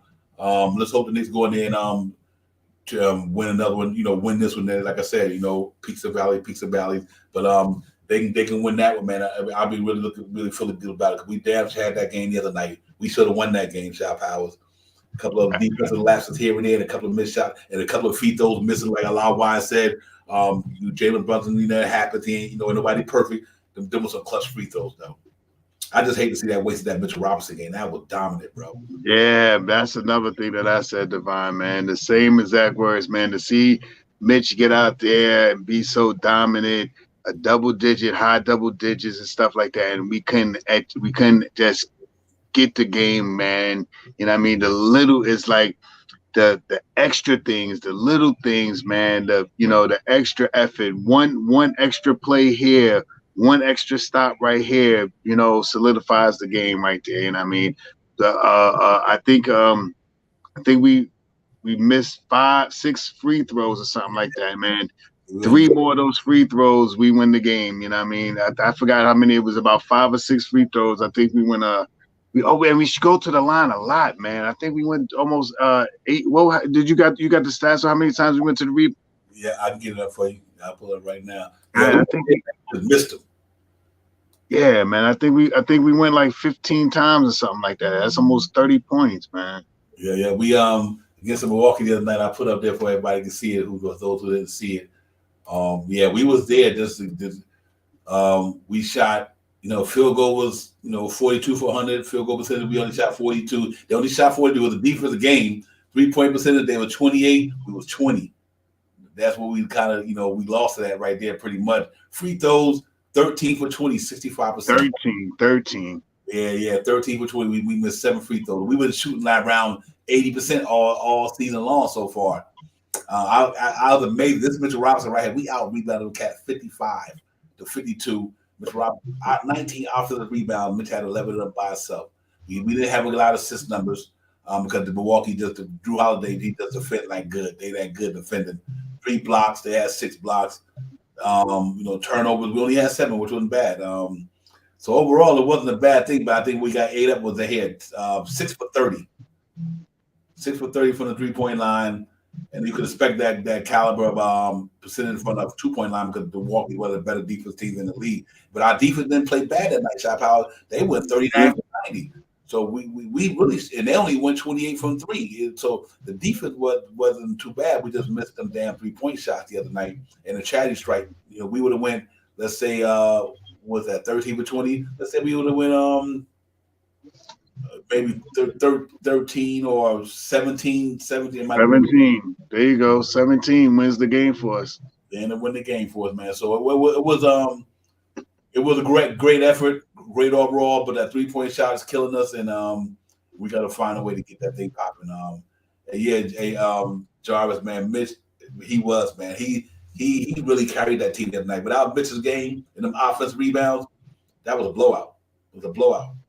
That brother put down some numbers the other night. I was like, Mitchell Robinson was all in it. I was like, but it's cool though. But I think tomorrow we come out here with the same mindset. Play the same way you played the other night. Hopefully we knock down some shots.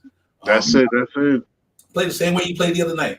Knock down some shots from the free throw line and knock down some shots for the 3-point field goal area. And I think we'd be all right. That's why I'm not really mad about nothing. I even when I turned the TV up after that night, I was like, you know what? man, I won this game, but I wasn't mad. I was like, they fought their butt off, man. They really did. Them cats were scrapping hard. And for Mitchell Robinson to go up against a front line like that with Brook Lopez and Giannis and do what he did, that $1 million point, like I always say, that boy the other night. You know what I mean? And I mean, he really came out there against them two dudes. He was balling. I was like, okay, Mitch. You know, the Harkenstein, he made a little more effort. But I do think they got to find a way to get Jericho Simpson minutes down there. He went to Chop Out and chat. Did y'all see the dunk that he did in the G League the other night? He got an alley for somebody, man. The cat, I swear, the cat had to be like 4 or 5 feet over the rim. It was crazy. I mean, him and Deuce McBride killed it in Westchester the other night. So I do think that they gotta find a way to get Jericho Simpson minutes. Man. You got to, man. You got to get the Wall of Jericho some minutes, man. I don't know how they're gonna do it. You know, Hardenstein is playing some okay ball, but yesterday, I think we needed athleticism in there, man. I think if Jericho was there, man, I think that's Jericho is more of a mirroring of Mitchell Robinson. You know, he strives to grab rebounds. He will block some shots, and he's a beast when you come down in the middle, man. You just can't go right at him, and he could switch out. He could play along the perimeter. You know, he could play some good perimeter defense and stuff. It's just some things that I see with Ihard now that I've seen him play a little bit is, I see where he lacks at a little bit. He doesn't get off the ground that high. You know, maybe a foot or two or something like that. You know, he's already about 7. You know, but Jericho is like jumping like 4 feet in the air. You know what I mean? This guy is doing Superman dunks, man. I done seen some dunks of him. He's almost sideways, looking like he's throwing the ball down on you. So I mean, we see what happens as the season goes on and stuff like that. To see what happens if Jericho could get a little bit more minutes. I think it's something to be talked about. As a Knicks fan, I believe Jericho should be getting a little bit more minutes. When he was here, I think he should. And I don't want to knock Ihard, man. He gets out there, he gets scrappy. He'll dive on the floor. He's not fouling as much silly fouls. Let me say that he's not doing those silly fouls as much as he was when he first got here. He gets out there, he tries to get gritty, man. But I don't know. I think if we look at standing, at stats, I believe, I'm not 100% sure, but I believe Sims grabbed more offensive rebounds than Ihard does. And I believe on the defensive end, I also believe that Sims may edge out Ihard in defensive rebounds as well. I'm just speculating now. I ain't look at no stats, but just from the eye test, I think, it looks like to me, that, those things are apparent, but, see what happens, man. We still got 50 something games left, in the season, and we'll see what happens. That Ihard and Jericho and Deuce went down to the G League and lit it up. They lit it up down there. One got 20, I think it was 20 something points. The other one is throwing it down over people who's going sideways like Superman.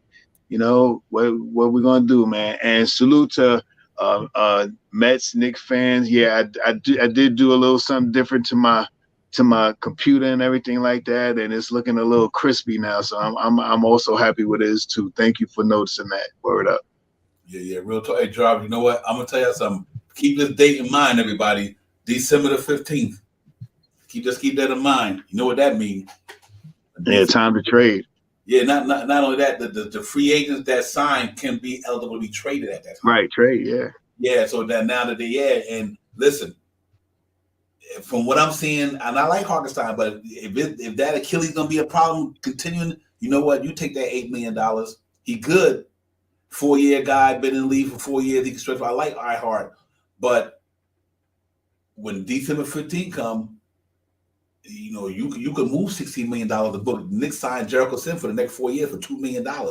So let's say The Knicks say, okay, you know what? We think Sims can give us what iHeart do due to the fact he can play on the perimeter. He's a better leaper, blah, blah, blah, whatever the case may be. The intangibles might be something that the Knicks think is good.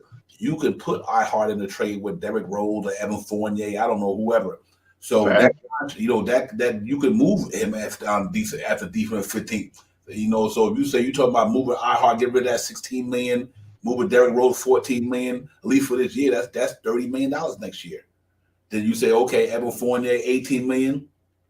Boom. You know what I mean? Now you got almost 40. 48. Yeah. So let's not get it twisted. I could anticipate that could happen. They could say, listen, Jericho Sims could give us enough to back up Mitchell Robinson, which I thought was going to be the deal going into this year anyway. They gave him 4 years. Now he on a $2 million contract for the next 4 years.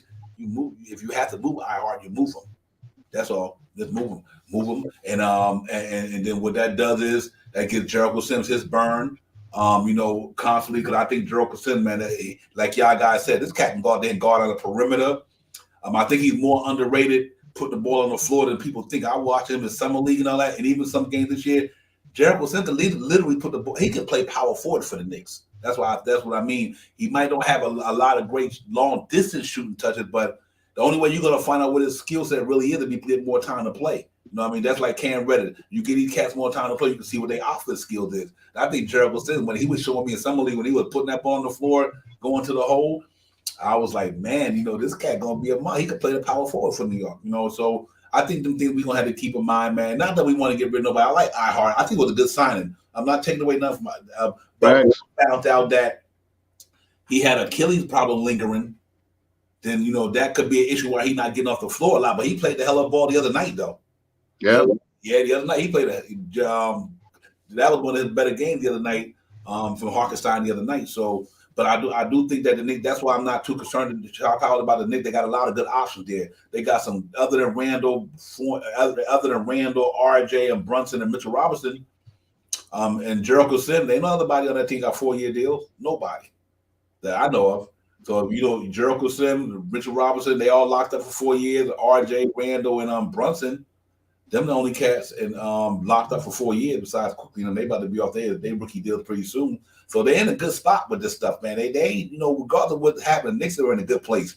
They just got to make sure they utilize it the right way. But I definitely want to see what happens going toward the trading deadline. But I'm really more anxious for us to get in the groove, man. I thought after that Detroit game, I was like, okay, we going to win this thing at the Garden the other night. But I thought we had a good chance to win, and we did. So it wasn't like we were just spitting hyperbole. I really felt the other night the Knicks was going in there and beat Milwaukee, and I think we should have beat them. I just think that we do too. Yeah, man, we missed a couple of things here and there, and it didn't go our way. But man, they played them boys, man, and I think Milwaukee know that. That's and I think they know how them cats played. So let's see how it goes from there and there. But I'm excited about it. Appreciate that cash out. He said 3 years, $6 million. Yeah, $2 million a year. But that cat. So I just Tim's got to find a way the Knicks got to find a way to get rid of some players to give people ample opportunity to play. That's just the bottom line. You got to get rid of some players, and that way they can somebody get more playing time. Like I said, Fournier down. And Derrick Rose, I love what he could do, but so be it. If they move on from, I understand, send him to a contender. But we got to shake this thing up, man, because I don't want guys like Cam Reddish and guys to feel like, especially Cam Reddish, man, when he came in and started, man, the Knicks was winning when he was starting. Since he ain't been starting, there you go. I mean, so I definitely want to see what's popping, my man. Once a Nick, always a Nick. What's good, my brother? Appreciate you getting in here, man. We just chop it up tonight, man. Just having some fun with it, man. Just letting our thoughts out there, man, because we got a game tomorrow. That good stuff. So just to keep you guys in the loop about that for the New York Knicks tomorrow, from what I got out for reports, Jalen Brunson, Quentin Grimes, RJ Barrett, Julius Randle, and Mitchell Robinson start for tomorrow for the Knicks. For the Dallas Mavericks, Luka, Spencer Dinwiddie, Tim Hardaway, Dorian Finney-Smith, and Dwight Powell. That should be lunch for the Knicks tomorrow. That should be lunch. That whole line of Julius Randle gonna have a pretty tough with Dorian Finney-Smith because he can guard with the best of them. On the injury report, Archie Lucindo, he's gonna be out. That's about it for the Knicks. For Dallas, McKinley, Wright, Taylor Dorsey and Kemba Walker. They're probably ain't gonna acclimate Kemba Walker until maybe once he get past his physical, go through all the things he got to go through. With the Dallas Mavericks, so he won't play tomorrow. Because last thing we need, Kemba Walker to come up here and drop all this on us. yeah. LB, you're 100% right, man. Let's see how it goes, man. You see, this is what I mean. And like I said, we have 50-50 fan base, right? That we would, but like my man once Nick said, Randall the first trade to go. I think people see some things that for the you got, like, can you imagine if Julius Randle was DeMar DeRozan? That's all I can say. I'm just going to leave it at that. Just say if Julius Randle money was DeMar DeRozan, Knicks would be different because this cat can get it every night. He don't waver. He ain't dropping 30 one night and the next night he don't waver. And I think that's what a lot of people got to see, like the 27 million, 25, 29 million in the next couple of years. If this cat going to help take it to the promised land, so you got to trade him or RJ. You're going to keep Randall, you're going to have to trade RJ. One of them going to have to go. I'm going to tell you, as a Knicks fan right now, one of them got to go. You pick your poison, whatever fan you are, the Julius Randle or RJ, but one of them going to have to go. I just don't think that it's going to pan out with the way you might stunt a little bit of RJ's growth because he got to kind of cater to Brunson and Randall, and if Randall, he ain't cater to nobody, he gonna play team ball, but he gonna be Julius Randle a main guy on the Knicks. If Julius Randle not the main guy, then you gonna have to bring in somebody to replace RJ. That's what it's gonna come down to. I think that's all to it. So the Knicks gonna see what they're gonna do. Do they stick with the young 22-year-old down the line or try to move the 28-year-old? But you're gonna have to move one of them guys. I just don't see I don't see it happening without one of them moving down the line. Might not be now or nothing of that nature, but I'm just saying I think it's going to come to that shop house because I just think that's a pretty tough thing to deal with the two guys, man. And they just not one of them got. We got to bring one of them guy got to get replaced by somebody who consistent every night. Every night, I don't care what it is. Every night, this cat give you 20 points. That's all it is. There's no knock on a skill set. I just think that one of them cat, we need a consistent 20-point every night, not 2 games in a row. Then you fall off and you hit rock bottom. We need somebody who can score the ball every night and get buckets. And if we don't get that dude, these cats is too inconsistent to move forward as a winning team. So I think the Knicks gonna have, that's what they had to come deal with. And then I can understand why they put RJ in the Donovan Mitchell trade. I would have did it too. I love RJ. I would have did it too. But it didn't happen. So I can see why could have Donovan Mitchell would have came here. It would have took the pressure off of Randall because Donovan Mitchell would get it every night, and it would have made Randall feel like every night he got to, try to be at his best when he's not on like that every night. And he got skills though, But so we'll see, man. Let's see. That's going to be an interesting thing moving forward to me. How do we? I don't think the Knicks got a tank. I don't think the Knicks got a shop house. No need to blow nothing up. I just think one of them two guys right there. I think you got to move one of them. Me personally, and that's all. Yeah, there's no question about that, Divine. I think so too. I'm right there with you. I feel somewhat of the same way, man. It's gonna, we'll see what happens. Like I said, if we are around 500, we're lingering around 500 around the All-Star break, then we're gonna rock this team all the way out until the end of the season. But if we I don't even want to say it out of my mouth, but I just say this: if we're going to slide by the All-Star break, then you may see someone being moved to try to save face for the end of the year. You know what I mean? I don't think me as a fan watching these things, listening to a lot of analysts and stuff, I don't believe that the front office is really believing that it's so much Tom Thibodeau's fault. I think they can see that you can put you can put a scheme out there. You can he does some substitutions. I still say it to this day. Some of his substitutions is like, man, why didn't you put Cam Reddish back in the game when you see this guy going hard on him? Why we could have used Ahard the last game. I mean, we could have used Sims the last game a little bit more than we could have used Ahard, and so on and so forth. But with that being said, I think the front office believes a little bit in Tibbs. The team, I believe, believes in Tibbs. So we just have to figure some things out, man. If Julius Randle want to stay a New York Knick, he's gonna have to start at least blocking some shots, man. He is not blocking any shots, and he's pretty much down in the paint a lot, trying to protect the paint and do stuff like that. So it's just things that you sit back and you watch, and that's what it be. So it is what it is.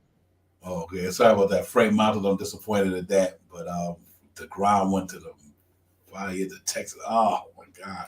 They moved him to that hurt. Yeah, man. Oh my God. But you know what? They might. The Mets are heavily pursuit of Verlander and Brown. I know what I don't have a problem with that because I think you kind of even it out if that happened. But yeah, fact Randall and RJ about to get, but they gotta choose. They do. I just think it's only the right thing to do, and I think they did make their choice when the Donovan Mitchell thing was out there. I think the Knicks was literally about to move RJ Barrett for Donovan Mitchell. I just think that's what they were gonna do. So, but let's hope in the meantime they own the team. The team start popping. They get it together. Just get and go hard. I want to see this team just win, man. We just want to win. We got a good team down there, but we got to get somebody who's consistent. That's all. If we get a consistent player, one guy other than Jalen Brunson, we just need one more dude, man, that can just get it every night. I'm sorry, Devon. Allow-wise, you.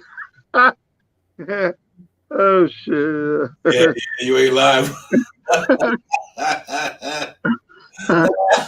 Yeah, true indeed, bro. Brother, real talk. Oh man, that was a good one. Do it to me, Jarvis. Yeah, man. I'm hurt right now with the Grom thing, man. But it's all good. We live like Verlander or Roden. That'd be nice. But yeah, that was a good one. But yeah, man, that was a good one, Lawad. You ain't kidding because Julius Randle got athleticism. He just don't use it. Like that on the defense, man. So it's just one of the things we gotta hope that he can correct, man. Because we want to be in the thing, man. Nick, let me tell you something. This I understand the rebuild stuff, but damn, we've been in like purgatory so long.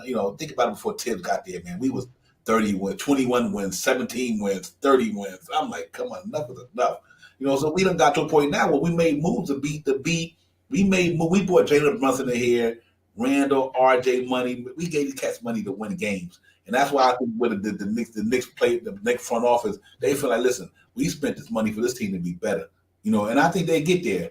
But I think right now, man, we just got to find a way to put it together like the other night, but hit some shots. So let's see. I think the 2 days off can do some damn good, though. I can say that. I believe the Knicks come out there tomorrow after these 2 days off to sit down and reevaluate and get in the gym, practice their shots and things about that. And that's what it is, man. He said, "Tell me about that quickly, Devon. I'm all ears." Yeah, I think quickly playing good ball, but I think the Knicks gonna move him though because I don't think they're gonna have to sign him after this. And that's just a lot of money he's gonna have to give up between him, Cam Reddish, and all those things. He's been playing good ball for the Knicks man lately, but I think Nick 100. I think he'd be gone though. I just don't think that the Knicks gonna be able to sign him quickly. But a lot of teams interested in him though. You know what I mean? The cat playing. The other night he rebounded just as good as anybody on the team other than Mitchell Robinson. You know what I mean?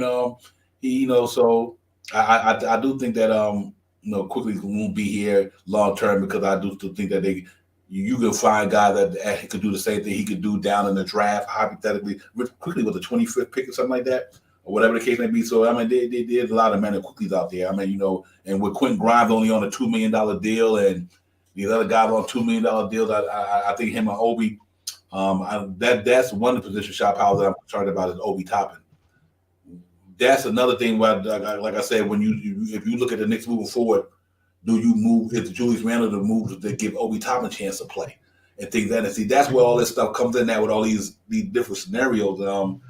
If you move Randle, Obi get the play, or you bring in a player, Obi still get. You might get split Obi Toppin minutes with another player. He might not have to be Julius Randle, but it gives Obi Toppin enough chance to play more minutes. The guy that you bring in for Julius Randle, you don't have to give him Julius Randle minutes. So let's say the guy come in, you give him 24 minutes to him, give him 24 minutes to Obi Toppin, but they get the same production out of both of them if that player that decent. So it's a lot of scenarios where I think can go because I think that's going to be a problem. Are we going to lose Cam Reddish? He due for a bag.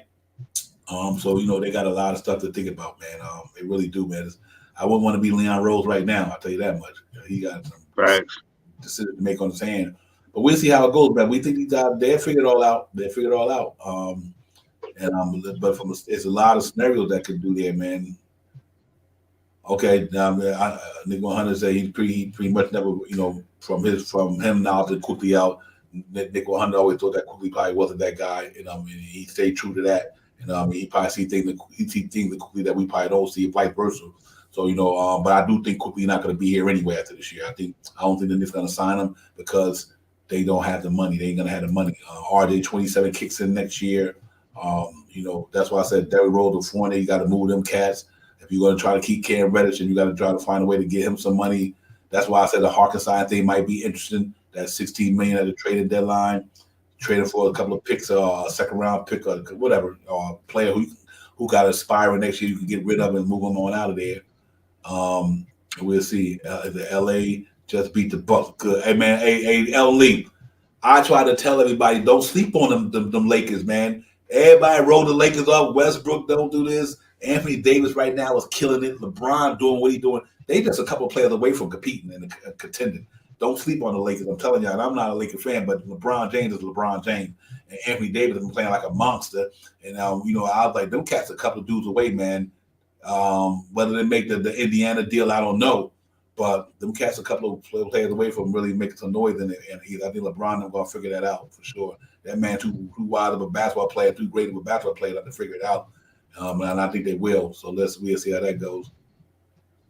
But yeah, Shop Howard, for the Knicks, man, I'm looking forward to that game tomorrow, man. I think that we should win that game just from a offense standpoint, because that's not a defensive ball club. We just got to make sure our defense kind of play tomorrow. Don't let Luka drop 50 and somebody else hurt us. Even Luka dropped 50, like the other night, Giannis ran the muck. We didn't care about that because the only thing really made a difference was Drew Holiday.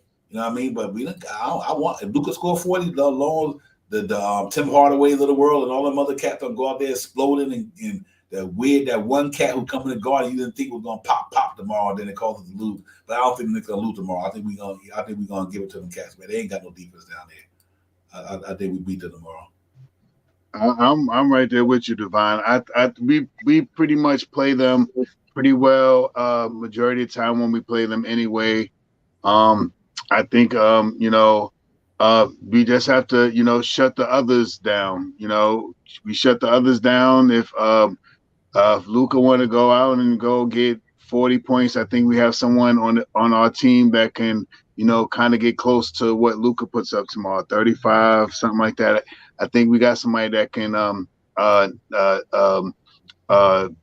forgot the word I was about to say, but can compare to the number that Luka could put out. You know what I mean? And it's all about the rest of the team right now. And like I said, we need some of our guys to start getting the team numbers, man. The Obi Toppins, the IQs, the Cam Reddishes, the Quentin Grimes. Those guys got to start getting team numbers. I mean, we need them to be the 13s and the 15s, the 17 numbers. We need them numbers to be in the teams. With them playing with that type of emphasis of scoring. We don't have to. We have to play defense, but we don't have to really quote unquote lock down defense until we get until we either get the lead or until we get into the fourth quarter. So that is one of the things that we need to really start paying attention to, man. I said this all the time, man. If you check the stats, the Knicks kill teams in the paint. We dominate the paint. We score upwards of 60, maybe around 60 points. That's off the top of my head. About 60 points in the paint per game. Almost this whole season in the paint. And if we can continue to do that and start hitting our threes, I think we moved up a little bit more in our 3-point percentage. I think we're about 33% at 3-point range now. A couple more percentage, a couple more makes without misses. We'll be right at league average. Before we know it. And once we get there, then we can try to focus on shutting team down in the fourth quarter. You know what I mean? Playing no switch fourth quarters. Stay with your man unless you driving your man into the hole and you pushing them into I harder Mitchell Robinson, and this way they can try to help defend as they push to the hole. Not too many defenders. Not too many offensive guys want to go in the hole when Mitchell Robinson is in there. Very rarely you see anyone really trying to dominate if Mitch is waiting for you. That left hand is vicious. The blockness monster is starting to come to his own, and it looks like he's starting to get his win back. Two real good games against two premier centers in the league. I'm liking the way this thing is starting to shape up. Yeah, real talk. I think that's what it is too. Here, I got some. I was going to get a chat, some little humor. I don't care what happened tomorrow, and he's my boy. The New York Knicks better not let Frank Ntilikina come here and drop 4 threes. So don't let my boy Frank come up in the building and get a flashback tomorrow. Frank Ntilikina drop about 4 or 5 trades because he hot. But I'm just having fun with that one. But how this sometimes he might have a Ricky Rubio moment from last year or the year before he came in here and lit the garden up. He can't even shoot threes like that. But it should be an all-around good game tomorrow, man. I'm looking for a dominant, like Lawai said. That's why I left the chat up, because he said the same thing that you had said. Great minds think alike. That's why I want to put that up there. He said we should dominate the paint, and if we get some threes, they going in, they're in trouble. You're 100% right. Now, and I really think that's what it's going to be, man. We go in that joint tomorrow, and we get it popping, man. But yeah, Jarvis, I had to say, if Frank coming in light us up, I'm going out. I'm calling Jay Doe, like, listen, bro. Nah, but Frank was my man. I was a Frank guy, so I'm only giving him props because I was a Frank guy. His defense was special, man. He just didn't have an offense game, or at least under the coach. Him and Kevin. I know what's so disappointed about those guys. They just never had a coach, man. To keep 1 year was Derek Fisher or whoever the case may be. Then it came to Fizdale, then Tibbs, then this guy, then Mike Miller. I'm like, these cats never had a chance to grow in the system that was there every year. That's why I don't like this fact that when Knicks fire coaches after every other year, 2 years, you're not giving these cats no chance to grow in the system, because every year you change in the system. This coach tell you to do this year, so when you so adjusted to what this coach tell you to do, the next year you got to change the whole damn game plan because another coach is in here. That's why I was like, you know what? It's kind of good that Ted's been around. At least this is third year, because at least the guy getting some consistency with the coaching instead of cats coming in and out like turnstiles every other year and a half. And I'm like, that just ain't good from an organizational standpoint. So, but Frank and Knox had to go through that, man. 3 coaches in 4 years, and that shit was a hot mess, man. I was like, damn. But Frank was he was a love or hate Knicks fan. 50% of the fan base loved him. 50% thought they need to run up out here and take him back to France. But he made it in the NBA though. He's still here. He's still here. He playing bench for the Dallas Mavericks, so that's cool. Once a Knick, always a Knick, man, no matter what. They were East Coast Drew. Frank, we was special. Frank, East Blue Drews and Frank High was special. It was. I'm gonna have to jump on that bandwagon, East Drew. I was one of them, man. Real talk. I just thought somebody, Phil Jackson. Think about it. Phil Jackson, boy, him in here. The triangle method. This didn't happen. Chop out. But it is what it is, man. That's Nick. That's Knicks for us, man. We do what we do, man. We bring in people that you never thought we should have brought in. Think about who we passed up for. What, Donovan Mitchell that year, was it? Please, I don't even talk about it. The pick. He was a Donovan Mitchell year because he went. Donovan Mitchell went 13. Then the next year, Kevin Knox went 8th and 9th, and then you pass up on MPJ, Michael Porter Jr. You pass up on quite a few dudes in that draft. So I think we had hit between Phil Jackson and Steve Mills. Boy, we had some issues for a minute anyway. So it's funny. That's why I canceled Knicks Fan TV because of the Brown story. What? Yeah, we got a couple of guys that we got to watch out for tomorrow. We got to watch out for Junior coming over here trying to rekindle some 70 million in MSG. We don't need him to come over here and go crazy as well. We don't need to see Bullock all of a sudden wants to shoot 7 3-pointers on us or something like that. You know what I mean? And and I say this all the time, and all of us as Knicks fans know this, man. I don't know. I don't care what team comes into MSG, man.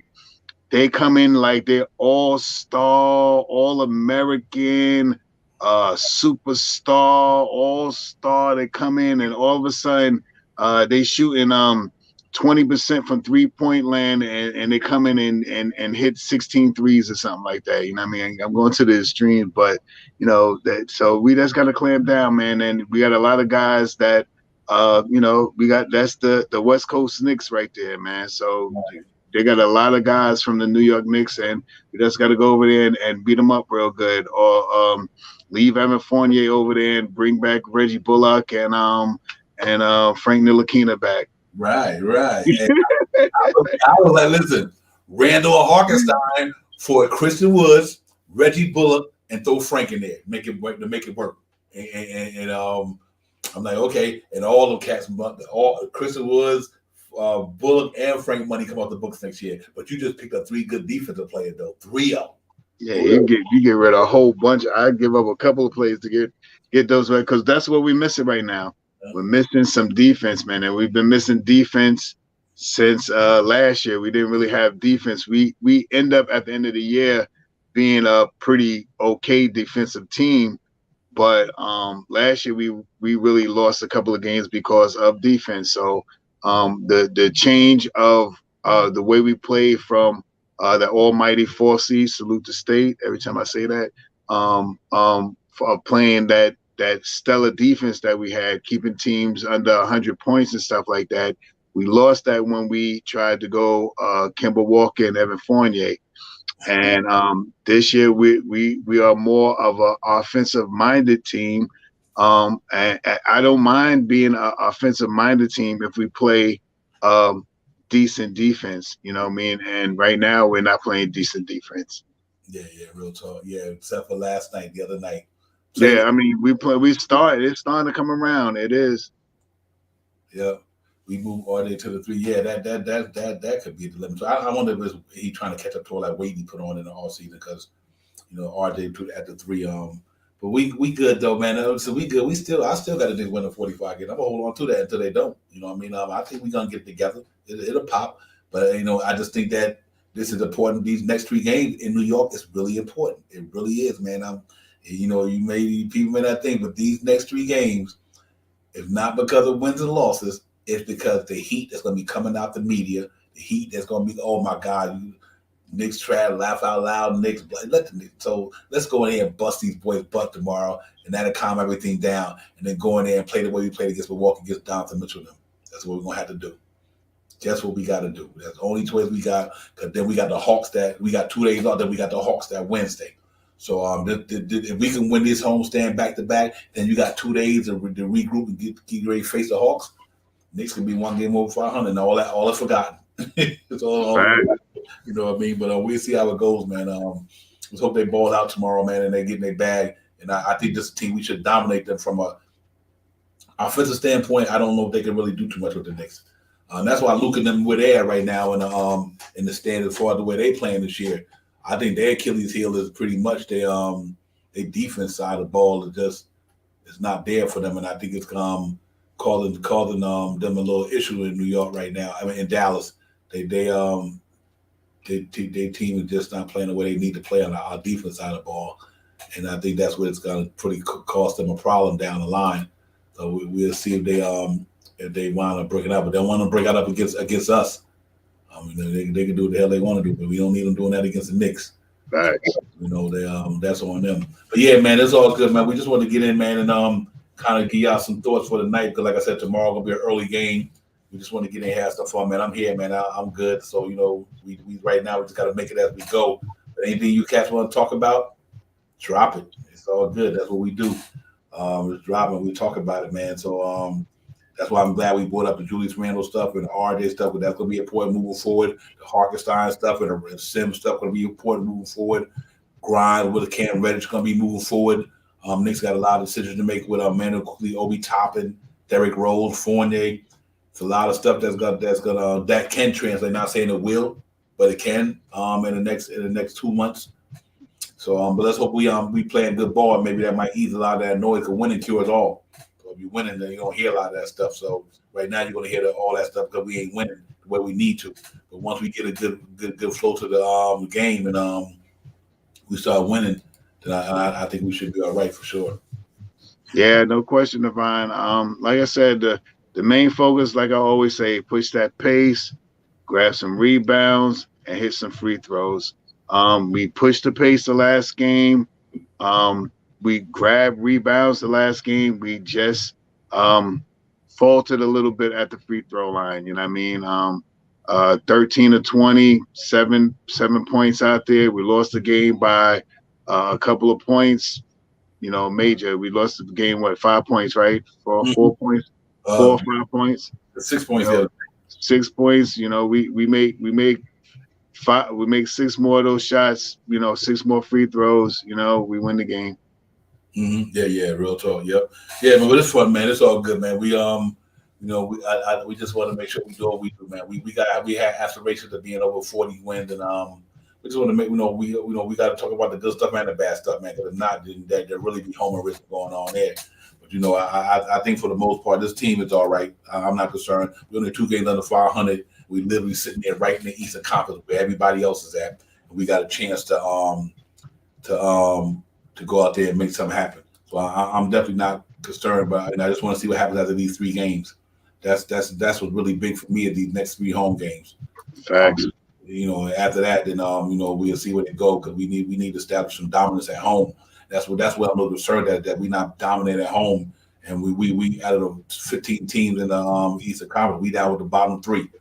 That's concerning. That's why I hope we can get it all together and win these next 3 games, man, at home and get on. We got to finally get on a winning streak, Shop Out. We win 1, we might win 2, then we lose it. We haven't got on a winning streak yet. And that's what I want to see the Knicks establish a winning streak for somewhere.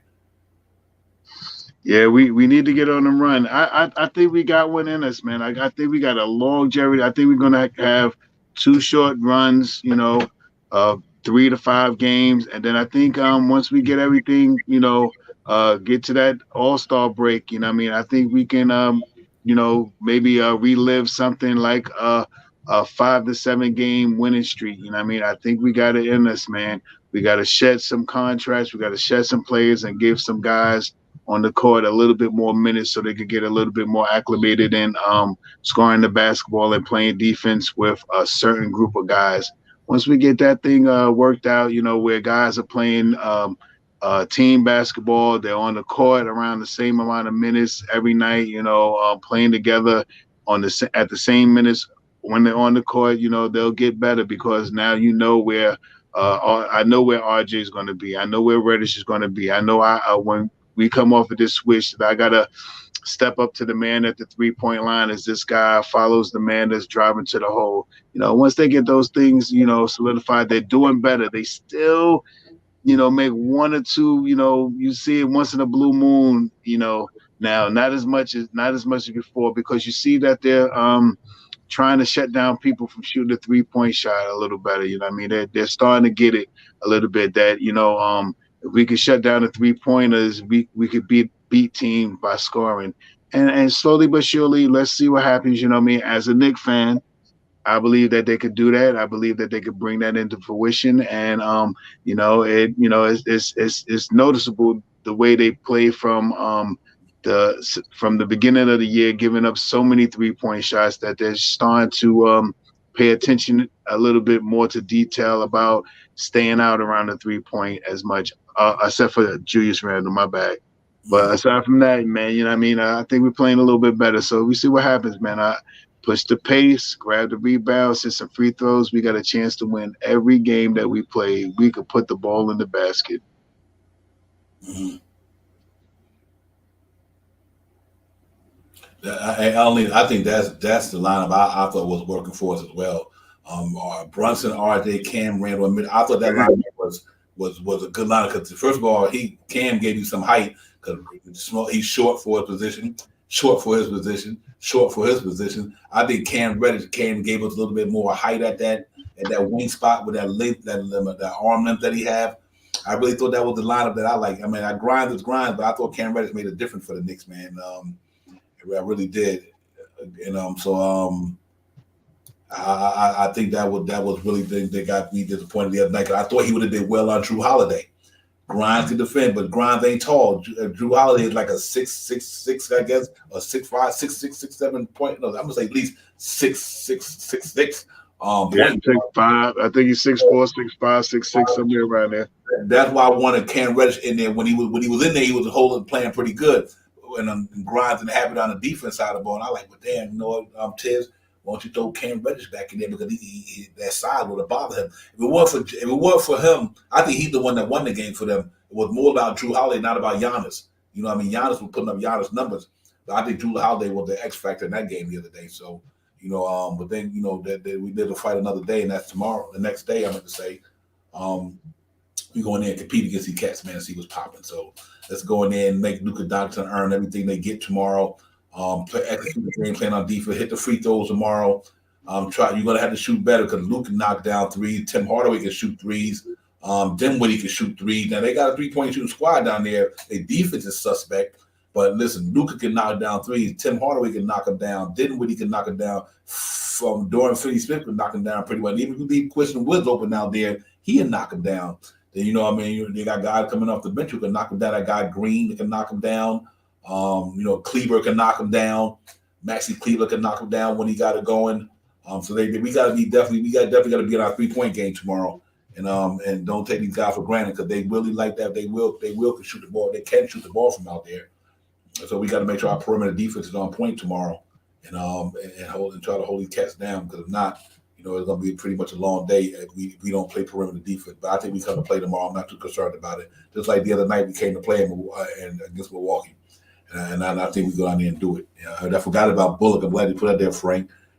Thank you, Frank. Real talk. Frank and Bullock, they can't knock it down, but when Bullock get going, you know, he shot 40% for the Knicks that year. Dallas signed him a couple times, but his defense is special. I understand that. Once Nick always nigga. It's a piece of Valley thing, man. I'm frustrated too, because I think we should be playing better than we should be playing. I think we should be more consistent. But like I said, until we get a consistent cat on every given night to help Jalen Brunson, we don't have to deal with these peaks and valleys. That's why people say 500 team, 41 or 41. I predicted 45. I thought we'd play a little bit above 500. But until we get somebody who could constantly do it, we're going to be a 500 team. And right now, we're under 500. But we can catch lightning in the bottle. I've seen that happen before with the New York Knicks. 1 minute they here, and the next minute they done caught the run. But this, I think, we don't watch 22 games.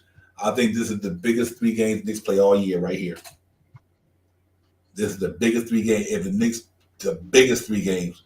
If you lose these 3 games and don't catch a winning streak before the All-Star, before the trading deadline, so it's over. It's over. We be in the lower echelon. We won't even be in the play-in, and people got the Knicks only in the play-in anyway. So far, what we playing, a lot of people is right. Like the Jeff Van Gundy, a lot of these people are right that the Knicks is only a playing team. The way they're playing right now, they're a playing team. So let's hope we turn it around. We can prove them wrong, because right now that's what it looks like. You know, we got to get this thing together, man. So let's start tomorrow and get a W, and then we take it from there. Randall Mitch needs to set back, pick him. Yeah, absolutely. It's all good, man.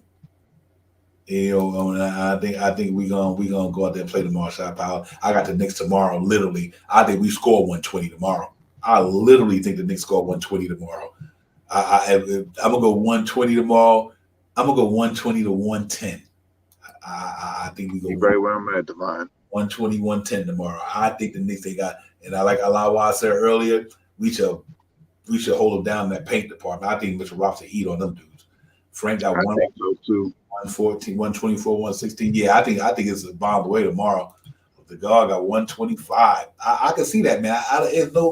You can't tell me that Luka Doncic, who can hold little Jalen Brunson. And I know Jalen Brunson can't hold him neither, but Jalen Brunson gonna get it. And what the Knicks should do tomorrow, put Jalen Brunson on Dinwiddie and put Quentin Grimes on Luka, or you start Cam Reddish. Put Cam Reddish on Luka. And instead of starting Grimes, they should start Cam Reddish. Let that 6'8" frame, and Luka gonna get it against anybody. I'm not saying Cam Reddish gonna start. He's gonna make it harder. So I do think that the Knicks should have went with Cam Reddish tomorrow and move Jalen Brunson and play Dinwiddie on defense and let Cam Reddish hold Luka down. Because Luka probably, what people fail to realize about Luka as a point guard, he's strong. He's strong. He's slow as hell, but he's strong as hell. So maybe that might be a good Cam Reddish sight tomorrow, man, to get him in there. So, but I do got the Knicks winning that tomorrow. I know definitely we get back to 11 and 12, and then we get ready for that 6:00 game against Cleveland, and then maybe we can make a move shop out. But I'm good, man. I haven't wavered about anything. You know what I mean? But I just like to cross the T's and dot all the I's because we know that time of the season is coming up. You know what I mean? And we're going to see how it goes. But like I said, Dallas, Cleveland, and the Hawks. Oh man, Alawa said 18, 15, 4 blocks. I'm about to put. I can see that, dog. Word is born. I can see. I mean, Christian Woods could play, but he, Mitchell Robinson, he in his bag right now. He's been playing pretty good, since he's been getting his stamina back. D-Rob got us 119, 109. That's about right. Jarvis 125, 115. Yeah, man, it's gonna be a fun game tomorrow, man. Early game, guys. But Jarvis, I don't know how you gonna do that, man. 9:00 in the morning? No, Jarvis, you're not. No, he's not considered West Coast. I'm sorry. That's my man, Soulfinger. He out there in Los Angeles. I'm gonna say he had to get up at 9:00 and watch that game in the morning. I think Jarvis, you what, an hour time difference or not really? I'm not sure. About 10, yeah, they're about 10. They're about an hour behind. Okay. Yeah. And salute to D-Rise. D-Rise, great minds think alike, because that was my score. Push the pace, grab some rebounds and some free throws. Mm-hmm. I say 119 to 109. That's what I say. Like you said 120, 110. Yeah, I was 119, 109. Salute to D-Rise. Jarvis got 125, 115. So everybody right about that 10 point cushion and everything like that. Oh my God! Hey, Frank giving me some good thoughts there. We lose the grind, but Odell Beckham. Yeah. Oh wow, that'd be nice. Yeah, you're right. You're right. Yeah. Matinee just ain't our way. It ain't our day neither. So. Yeah, man. Matinees and Friday nights, man. Man. Made me nervous. Hey, shout out. Hey, we used to lose so much on Friday. They talking about we should take Robert Randolph's song and don't play it no more. You know what I mean? He was like, no, let the song go. We don't need a song. Maybe we start winning that. And I love that song though, but they like, nah, man. Two cats seem to be tripping me out like this. Robert Randolph's song got us losing all the time. We ain't even winning with that song. So 145. Oh man, early games, man. Yeah, that's it. Yo, salute a lot wise, man. You got me rolling over here, man. Man, salute.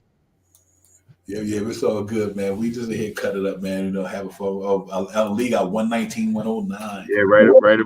Everybody right around the same numbers. Everybody believes it's going to be about a 10-point win. So I think Knicks win because just due to the fact we all right around that.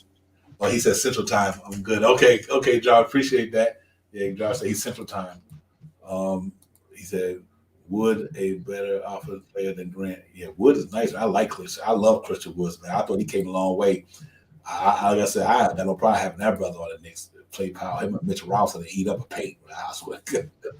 Yeah, them boys, and he got skills too. And when he go hard when he dunk it, he's like I love Christian Woods. I think Christian Woods got a good game. Really do. I had no problem with him coming here at $13 million. Send Fournier there, somebody for him.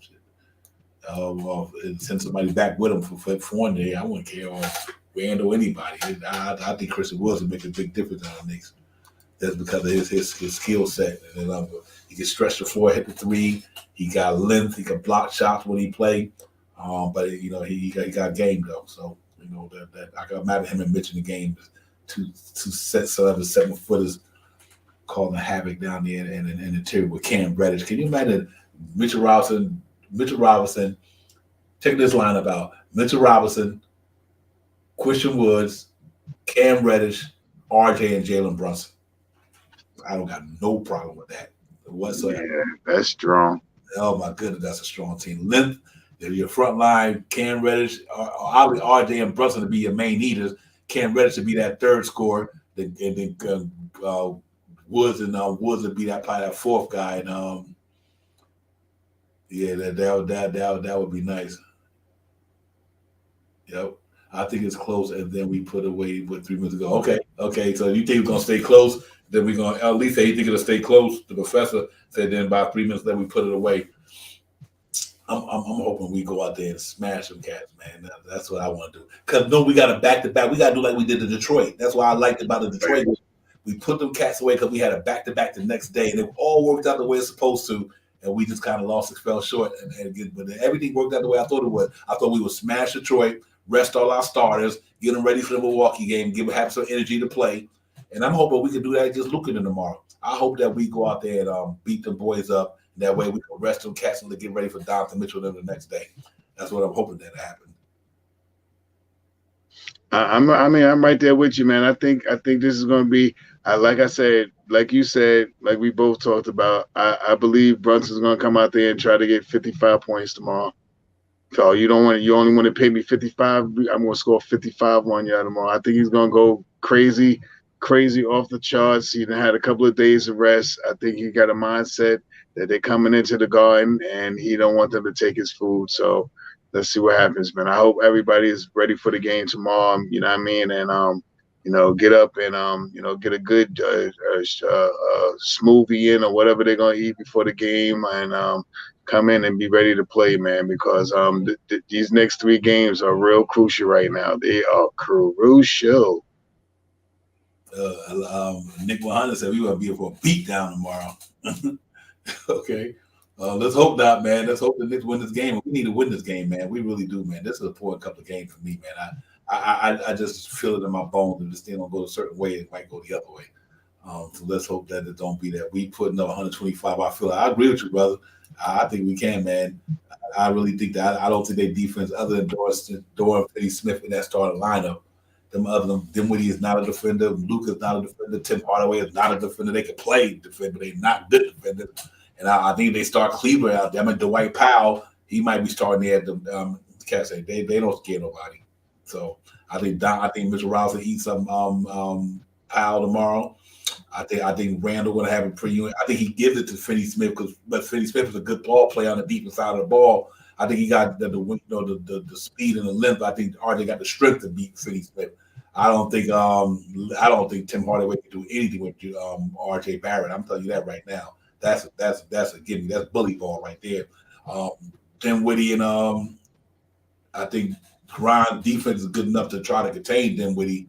But I think Dinwiddie, I don't think the defense is stellar enough that we can stop Quentin Grimes from penetrating and hitting threes if they open. And I think Jalen Brunson eats Luka up all day.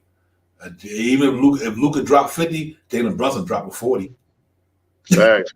So they close. It's gonna be close. It's gonna be fun, man. But listen, man, we're gonna get out of here, man. We just want to hang there with the crew tonight, man. And just give y'all some Knicks content because we won't be able to do it early tomorrow morning because we just gonna go ahead and focus on the game, get up and eat some breakfast, get your nourishment, everything you need, and then we get ready for that afternoon game. And should be fun, man. And then the next day, man, we got the pregame show. We get over Cleveland and Cavaliers and talk about the Donovan Mitchell thing. It should be a lot of buzz with that and everything. The Garden gonna be lit the next couple of days. 3 days in a row. You got Luka Doncic. Not 3 days, 3 games in a row. Luka Doncic, Donovan Mitchell, and Trae Young, all in the next 3 games at the Garden. That's gonna be crazy. So this is gonna be a big test for the Knicks, man. Let's hope we can live up to expectations, go in there and battle and compete. I do think we definitely get that win tomorrow. Get us back to 1 game under 500, and hopefully we can go and get a pop on Sunday. But Evan Mobley and Jared Allen, and oh my God, they got some boys down there, man. Kevin Love and them cats down there, Garland and Donovan Mitchell. So it's going to be definitely a tough task, but I think we're going to be up for this weekend. It's a big weekend for the Knicks, and I think we can come into December on a good note, win a couple of games at the start of December, and head on into the Christmas break. We see how it goes. But yeah, man, it's all good. Appreciate y'all coming in here, man. Shop Powell, give me some last words, brother, before we get out, and then we talk about it another day. Salute to you, Divine, as always. Salute to the chat. Everybody that came into the chat tonight to talk some Knicks talk and keep us inspired by reading your chats and everything like that. Salute to the chat. That's where it's at. Like I said, tomorrow, push that pace, grab them rebounds, hit some free throws. 119-109 New York Knicks. Yeah, real talk. Yeah. Nah, he definitely not. You no question about that. He ain't getting no 30. He ain't gonna do that. You're right, God. I don't think that's gonna happen. I think Mitch gonna be in his bag tomorrow. Mitch gonna get it. So, but I got the Knicks 120-110. I think Jalen Brunson goes out there and gets it. I think he gonna like, listen, y'all cats didn't want to sign me for 100. The Knicks gave me 100. I'm gonna show you why you should have signed me. So I do think that Jalen Brunson really gonna put up a good game tomorrow. I do think we got to find a way to just contain their offense. Luka Dinwiddie and then don't let Tim Hardaway start running them up. You know what I mean? So we got to make sure our perimeter defense is on point tomorrow. I'm not worried about the paint; it's just the perimeter defense. If them cats play on the perimeter tomorrow, pretty good. If Quentin Grimes can slow down Dinwiddie, or if they're gonna switch it up, put Grimes on Luka or bring Cam Reddish, let them play Luka, whatever the case may be. We got to go out there and put up some good defense on that perimeter tomorrow. It's just slow down. You won't be able to stop Luka. Luka's MVP right now. Him and Steph Curry. I'm playing at his MVP level, and Jason can't leave out Jason Tatum. He's balling his butt off too. So, we run up against an MVP candidate tomorrow. Now he's the type of guy that I talk about out of the Knicks that any given night he's gonna get it, and that's what I'm waiting for the Knicks to bring on the floor one day now, maybe next year, this year, whatever. We gotta find a guy who can get it every night and to keep us in the game, and then and I think we'll be all right. So we'll see how that go tomorrow, but it's gonna be fun, be exciting. I got the Knicks winning that though. I ain't no question in my mind. I'm gonna stay true to that because I just think that we can go out there and compete against the guy. We had 2 days off to critique certain things to get that Milwaukee Bucks bad taste out of our mouth because we know we should have won that one in a sense with the way the game was being played anyway. We had an opportunity to win that. So let's see how it goes, man. Shop out. I think we get in there and get it popping tomorrow. And salute to the chat, man. You cats is incredible, man. All you cats just keep dropping all these jewels up in here, man. Y'all really make the show fun to come on, man. We might be the most powerful show, the most expensive show, the most best show, but we are the show. Because I know we the show because of you cats that's up in the chat, man. Y'all make Knicks Real Talk fun to come on and want to do this. Even on nights that we lose, you always feel good. You want to come here because we know you guys and they're gonna be dropping some jewels up in there, man. So that's what it is. But you cats enjoy the rest of the night, man. Tomorrow, Knicks at the Garden, man, at the Mecca, man, going up against Luka Doncic and the Dallas Mavericks. Hopefully we can get in there and get this game, man, and get a good taste of it. We get to talk about it before Cleveland on Sunday. And we should be fun, man. Hopefully the Giants can prevail Sunday against the Washington Commanders. Big game for the Giants on Sunday, 1:00. We can win that game. Giants win, then I go right into the Knicks game that night. Oh man, I'll be amped. So let's hope we can get it, man. So salute to the chat, man. Once a Knick, always a Knick. Allah Wise, Elton Lee, Nick 100 GM. All you guys, man. Salute to you. Let me keep it going. Jarvis, my man. Thank you so much for coming in, man. Elton Lee again, the professor. D. Ross, always, man. Let's go, man. Let's get it for tomorrow. I like the score that everybody got damn confident. We all seem like we're gonna win. Only one don't think we're gonna win so far is Nick 100. He got the Knicks losing, but everybody else pretty much got the same score that we had all together. But Jermaine was in here earlier. East Blue Drew. Once Nick always in Nick was in the building, man. Mets Nick fan, let's go. The God up ahead, Johnny Davis. Salute to everybody, man. Let's go and get it. And we try to get this W tomorrow, and then we'd be good to go. We'd be back at 11 and 12. Try to get back to 500 Sunday. Let's go get it, man. Frank Mato, thanks for all the Met information. Appreciate you, Frank Mato. Salute, my brother. Thank you for all the content on the Mets. Catch out James, my man. Salute to you as well. You guys, we appreciate y'all coming in here. Yeah, I know we do. D. Rouse, I know I got you. Cash out. Fabian was in the building right quick. I know he wasn't here. Pudge Nice, P Nice was in the building. Salute to everybody, man. So let's get it, man. Knicks Real Talk. Divine, Shot Powers. We about to get out of here, man. Y'all guys have enjoyed the rest of your night. We see you cats on Sunday, man. Knicks Real Talk. Let's get it, bro. Peace. Let's get it. Time for Divine Shot, KJ events. This Real Talk's the brand. You understand how we do, my man. I'm on that Friday night Nick shit, dripping in Nick shit. Up in the world, most famous arena. With the clip, that's the conglomerate. Nick's Real Talk, the real prominent. I'm a bit like the Omicron variants, I'm dominant. Paying homage to the cat in the chat. That's where it's at. I'm hearing that you don't Can't for hyperbole, we straight facts. We interact with the mob and God. Up in the pod, squad with the side. My entourage be on the job, my energy. 50 tripping in 10 books. As they cook my game plan, and my brand for loot and pursuit. Going hard like the New York City gritty committee. Cause that the Knicks we know is pretty, but we all stay giddy. But we embrace the fan base like the late Anthony Mace. We trace the logo windows, hand space that appear like square space. Staring down on the Chase Bridge, look at that Knicks City drip. There's 50 Jacksons on the court, looking pretty legit. I stay true to the orange and blue. I thought you knew for him a few bars to shine like stars divine to Mount Mars. Knicks real talk.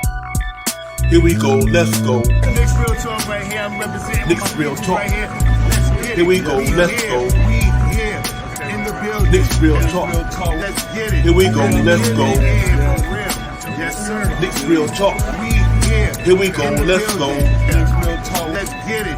Let's get it. Yeah, for real. Yes, sir. Let's get it.